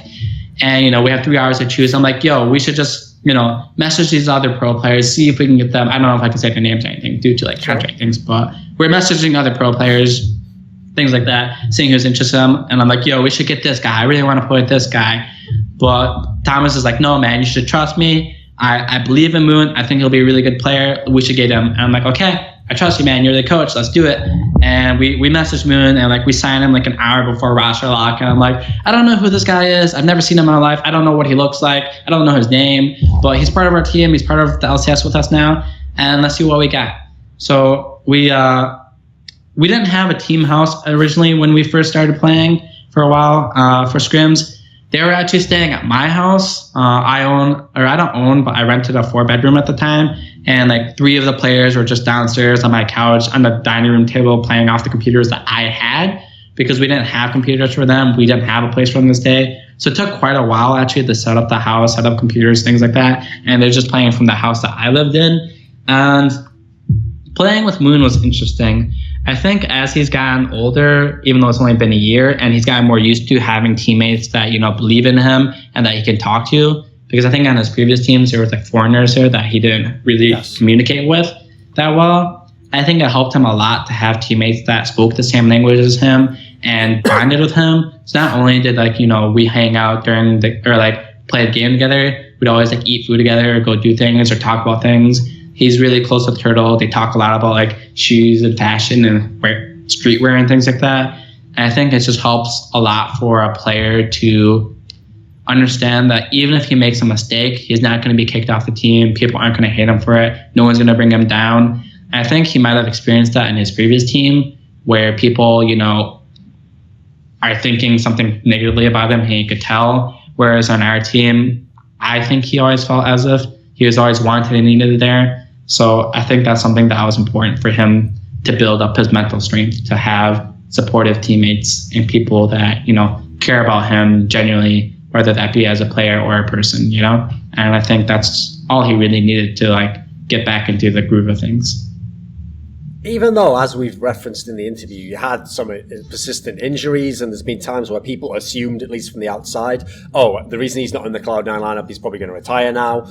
Even in spite of all that, since good shot callers and experienced shot callers are still pretty thin on the ground, you know, there's not many of them that are really kind of worth the money, as it were. A lot of people try it and then give it up, or they do it by team.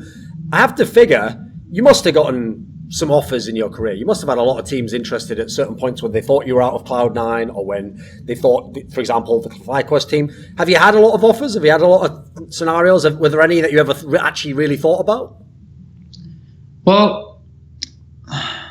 I've never actually been a free agent in the past 4 years. I've always been under the Cloud9 contract. And when I left Cloud9, I just got my contract transferred. So I was never in the era of the free agency where people could just contact me and be like, hey, are you interested in playing with us or something? They'd have to, you know, like go through people or things like that. There were times where other teams showed interest in playing with me, and I almost signed with a different team, actually. I'm not sure if I can even say that, so I'll refrain from saying it. But there was, before this FlyQuest thing, there was a different team I was contemplating joining to play mid lane for, but they didn't work out due to them choosing a different mid lane and me not being that interested in the roster that they had. Okay. So there were times where other people wanted me. I'm not sure how much, but I've never actually been a free agent. And as far as this upcoming free agency, I don't know what's going to happen, because every team is still trying to figure out if they're in the franchise or not. Yes. And if FlyQuest isn't in the franchise, then that means my contract is going to become a free agency contract, and I'm not sure what's going to happen then. Hopefully people will still see me as a competitive player that brings a lot to a team, that, you know, can bring them to the finals of LCS and hopefully farther with the correct team and environment. So I'm not sure if people, you know, still have interest in me or not, but I think it's hard to get a player where a lot of the public scrutinizes them for. So for me specifically, a lot of Reddit, Twitter, whatever, will always, you know, criticize my mechanics, and that's fine for them to do. But owners and other people read that stuff too. So that definitely affects thoughts of other people too. So like people like Link, me and Talonso, all those people that got crushed on Reddit, it'd be hard for them to find teams again, because, you know, owners will just do research, or coaches will like have this bias against them due to what Reddit says. And people create these narratives or stories against these players, and it's hard for people to be picked up on a team, right? So for me specifically, nowadays, if I were to become a free agent, I'm not sure if people would be interested in me as a player because of all the criticized I've gotten from my play, as far as mechanically speaking, at least. So it'd be hard to say if teams were still interested in me. I'm not sure if they would be, you know? while obviously, especially in the latter days of Cloud9, there were different role changes where different players came in and you played with different junglers and then top laner and then et cetera, et cetera. You had, obviously, Jensen came in as well. While you have played with other teams, it's not like it's only that original four. Was part of what you were saying here where you were considering going elsewhere, has there ever been in the back of your mind thinking like, I wonder what it'd be like to be the mid laner and just have a totally new lineup, like players I've never played with, perhaps very good players, just new players. Was there a part of you ever wanted novelty in that sense? Because you played for so long and generally with the same cores of players. I think a lot of players actually have thoughts like that. As far as how serious their thoughts are, I'm not sure. Probably some more than others. But for me, I've definitely thought about being on other teams, like seeing how it'd be like to play with like Doublet, for example. I remember subbing in for their team a long time ago, back in like 2012. I was like playing Twisted Fate or something like that. And this guy was like just constantly telling me the ultimate bot in his lane or ultimate to him. And every time I did it, I would just die. So I got so tilted playing with that guy that I never wanted to be on a team with him again for like the next few years. But nowadays, I'm sure he's perfectly fine. I just remember that one game tilted me off the face of the earth playing with that guy. And nowadays, I'm sure he's an amazing teammate off everything I've heard from his teammates and other people. But back then, it was just like, oh my God, please never.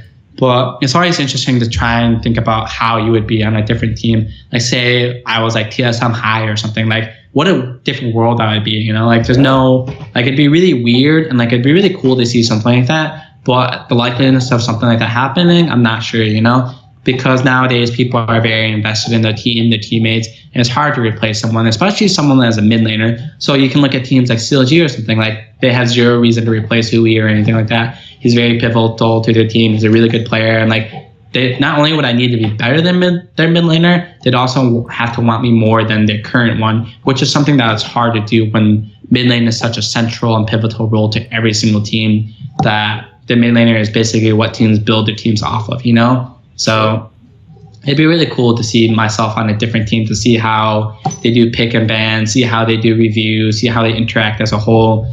But I'm not sure if that's something I'll be able to experience, I guess. Since you played for so long with the Cloud9 lineup, the 4 straight splits with the same exact lineup, and then obviously now in FlyQuest, if you add in WildTurtle, who used to play with you in the past, you're again with a lot of people you've played with a long time, right? Obviously, part of enjoying sports is people do like to romanticize lineups, and think that like if you work together well in the game, you must be like brothers. And it's just, again, it's really just an anime plotline, isn't it? Like they think like there's something extra special about that. Is there actually something unique about playing with the same people for a long time? Do you get the same level of team play with other people if that you're both good players and you fit together? What's your take on it? I think there is a bit of both. I think for people that you play with a very long time, you'll understand the tendencies. Like for example, Turtle, I kind of know when he's gonna flash in the team fight. Like I just know he's gonna do it. Like I remember we were playing this one scrim. Like it's just me and him alive, and 4 people are running at us.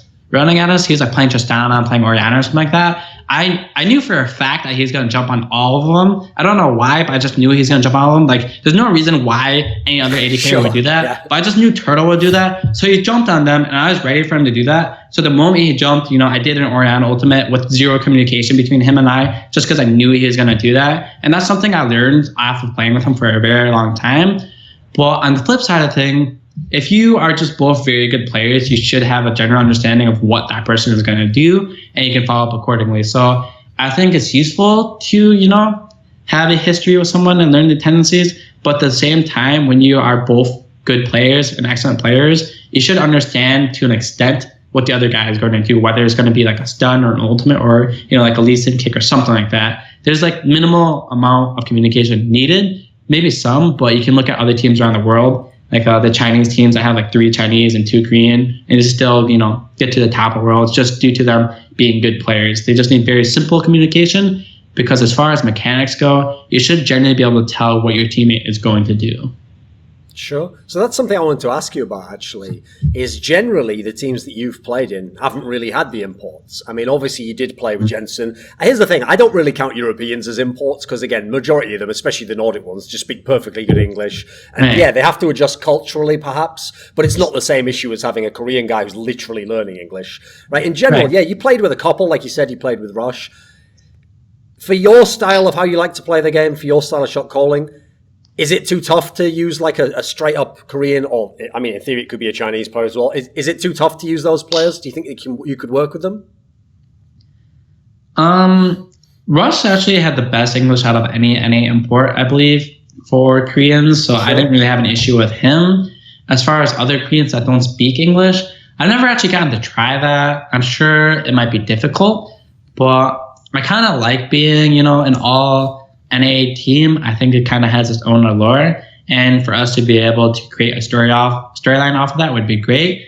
However, I'm not sure that's something that we can get away with all these imports coming over that are, like taking, every role or whatever and just performing exceptionally well at it. It's going to be hard to compete against teams that are, just full of imports.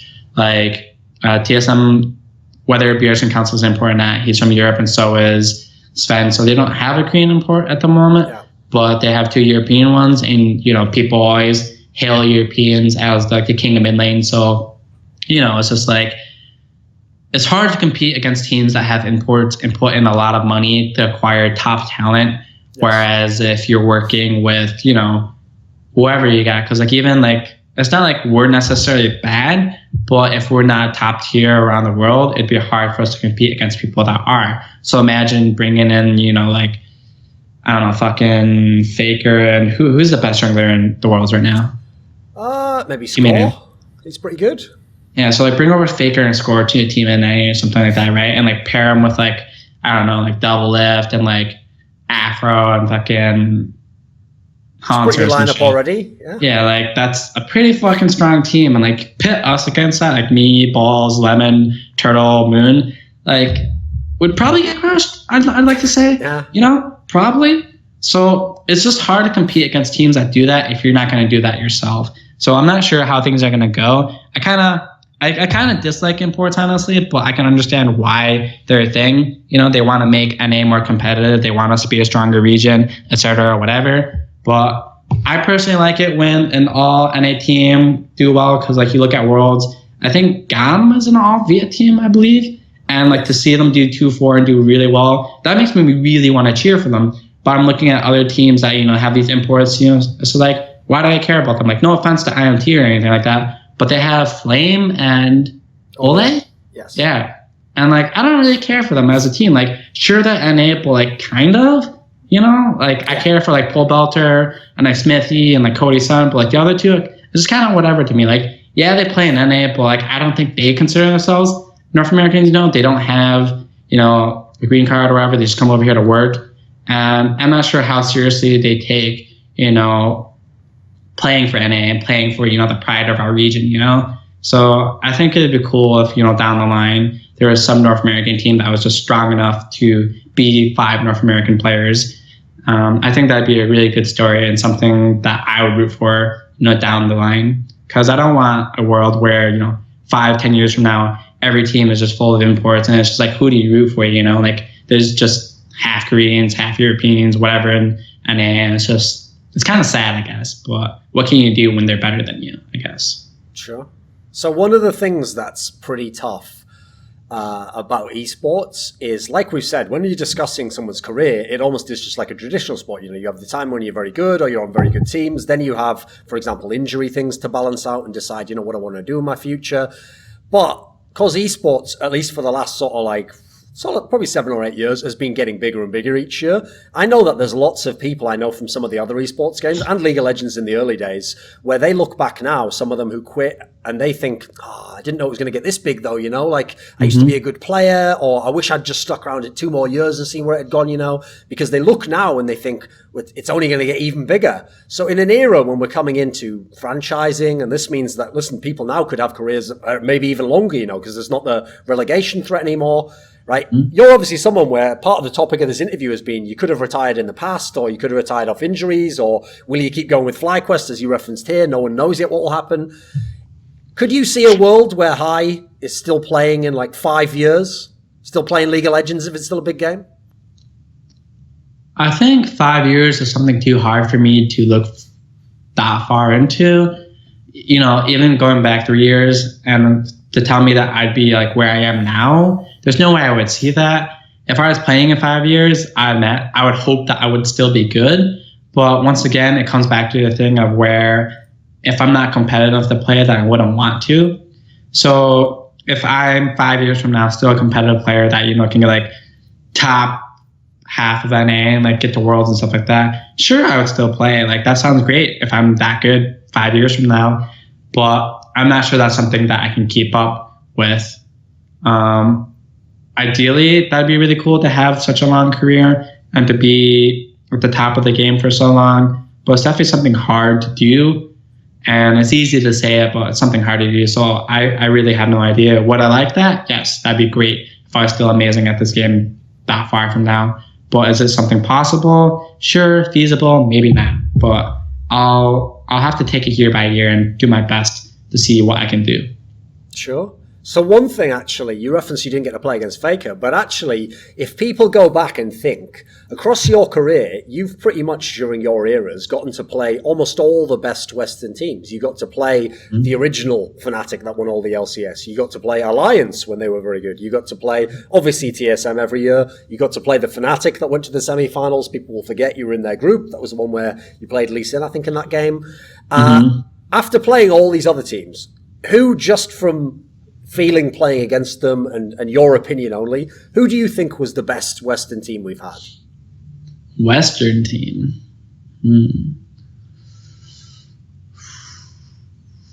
I think it would be hard to say. I feel as if, generally speaking, TSM has always been one of the strongest Western teams, regardless of the results. I don't know what happens to them, but sometimes they just kind of falter on stage as far as practice goes and the general feel you get playing for some. They've always done very well. I think when we played Fnatic back in the day, their double TP pressure was really strong, but I never felt as if they were, some kind of god tier team where they were just very oppressive, which is what I would feel when I played against, not Najin, but Samsung White. Yes. Playing against those guys was very oppressive. Like it felt as if you just lost the game. But against every Western team, I never felt that way. So it's hard to say if there was any like Western team that was like so oppressive over the others that there's a clear difference between which one is better than the others. Because if you look at Korean teams, I think there was a clear team that I always thought that was just the best team ever, which was Samsung White. Yes. Like playing versus those guys just seemed so hopeless no matter what. I'd play versus Samsung Blue and we'd take games off of them. We'd do well versus them, but scrimming against Samsung White just felt like the worst thing ever. And we played other Korean teams like Najin Shield, Najin Sword, whatever. And I've never felt that way. So it's very hard to find a team that is just so much better than others that they stand out that much more than others. Okay, let me ask you this then. Let me change it then. Since the other teams, no team truly stands out in the way that, for example, Samsung White did, like you said. Well, in that case, ignore results. So forget the fact that some of these European teams made top four, because obviously a lot of that's about the bracket, and if you play a Korean team in the round of 8. Forgetting all results, could your Cloud9 team be the best Western team ever? I think it depends on what time you asked. I think when I was jungling, definitely not. I think in the 2014 era, before the All-Stars, I would argue that we were definitely the best Western team. Okay. I think we would have crushed everyone at All-Stars if I got to go there. I don't know if we'd crush SKT, but every other team, I think so. Because watching Link play with them and the fact that he didn't play the meta champions that I did, I think that heavily changed things. And I think we were definitely the strongest Western team at that time. So back in the early days of Cloud9, I would argue we were. As time went on, I'm not sure. Maybe when we played versus Alliance in them, I think we're definitely, top 2 or something like that. I don't think the Europeans were necessarily better than us at that time. It was very close though. I would argue we're better, but they would argue they're better, I guess. So, and I don't think you can make a clear-cut case of which team would be better, because I think Alliance did take a game off of us and we took a game off of them. And then they fucking perfected Najin Shield, I think. So but then they got crushed by the fucking Kaboom. Yeah, for Kaboom. Yeah. So it's just how would they be the best Western team if they just get crushed by Kaboom right after you, So it's just hard to gauge the best team, but I would argue that we were at times, throughout different times of our career as a team. Okay. Right. At the end of the interview, do you have a final message or someone you want to thank or say hello to? I would say, first off, thanks for doing this interview. It's been quite a while. I know there's been issues with you trying to interview Cloud9 people in the past. I don't know if there's ever any issues between us, but, thanks for doing the interview with me. I appreciate your time. And for anyone watching it all the way through this, you're you're pretty crazy. It's 2 hours. I don't think I'd watch a 2-hour interview of anybody, even myself. It's all right. Well, thank you for all supporting me throughout the years. Hopefully this upcoming year, I'll be able to do something that you guys will be proud of. And hopefully I can continue doing what I love, whether that be playing on a team with people I care about, or whether that be working behind the scenes. But I hope to still be involved somehow. And thank you for the interview. This is LS, and you're on Thorin's YouTube channel, so cut the Western shit.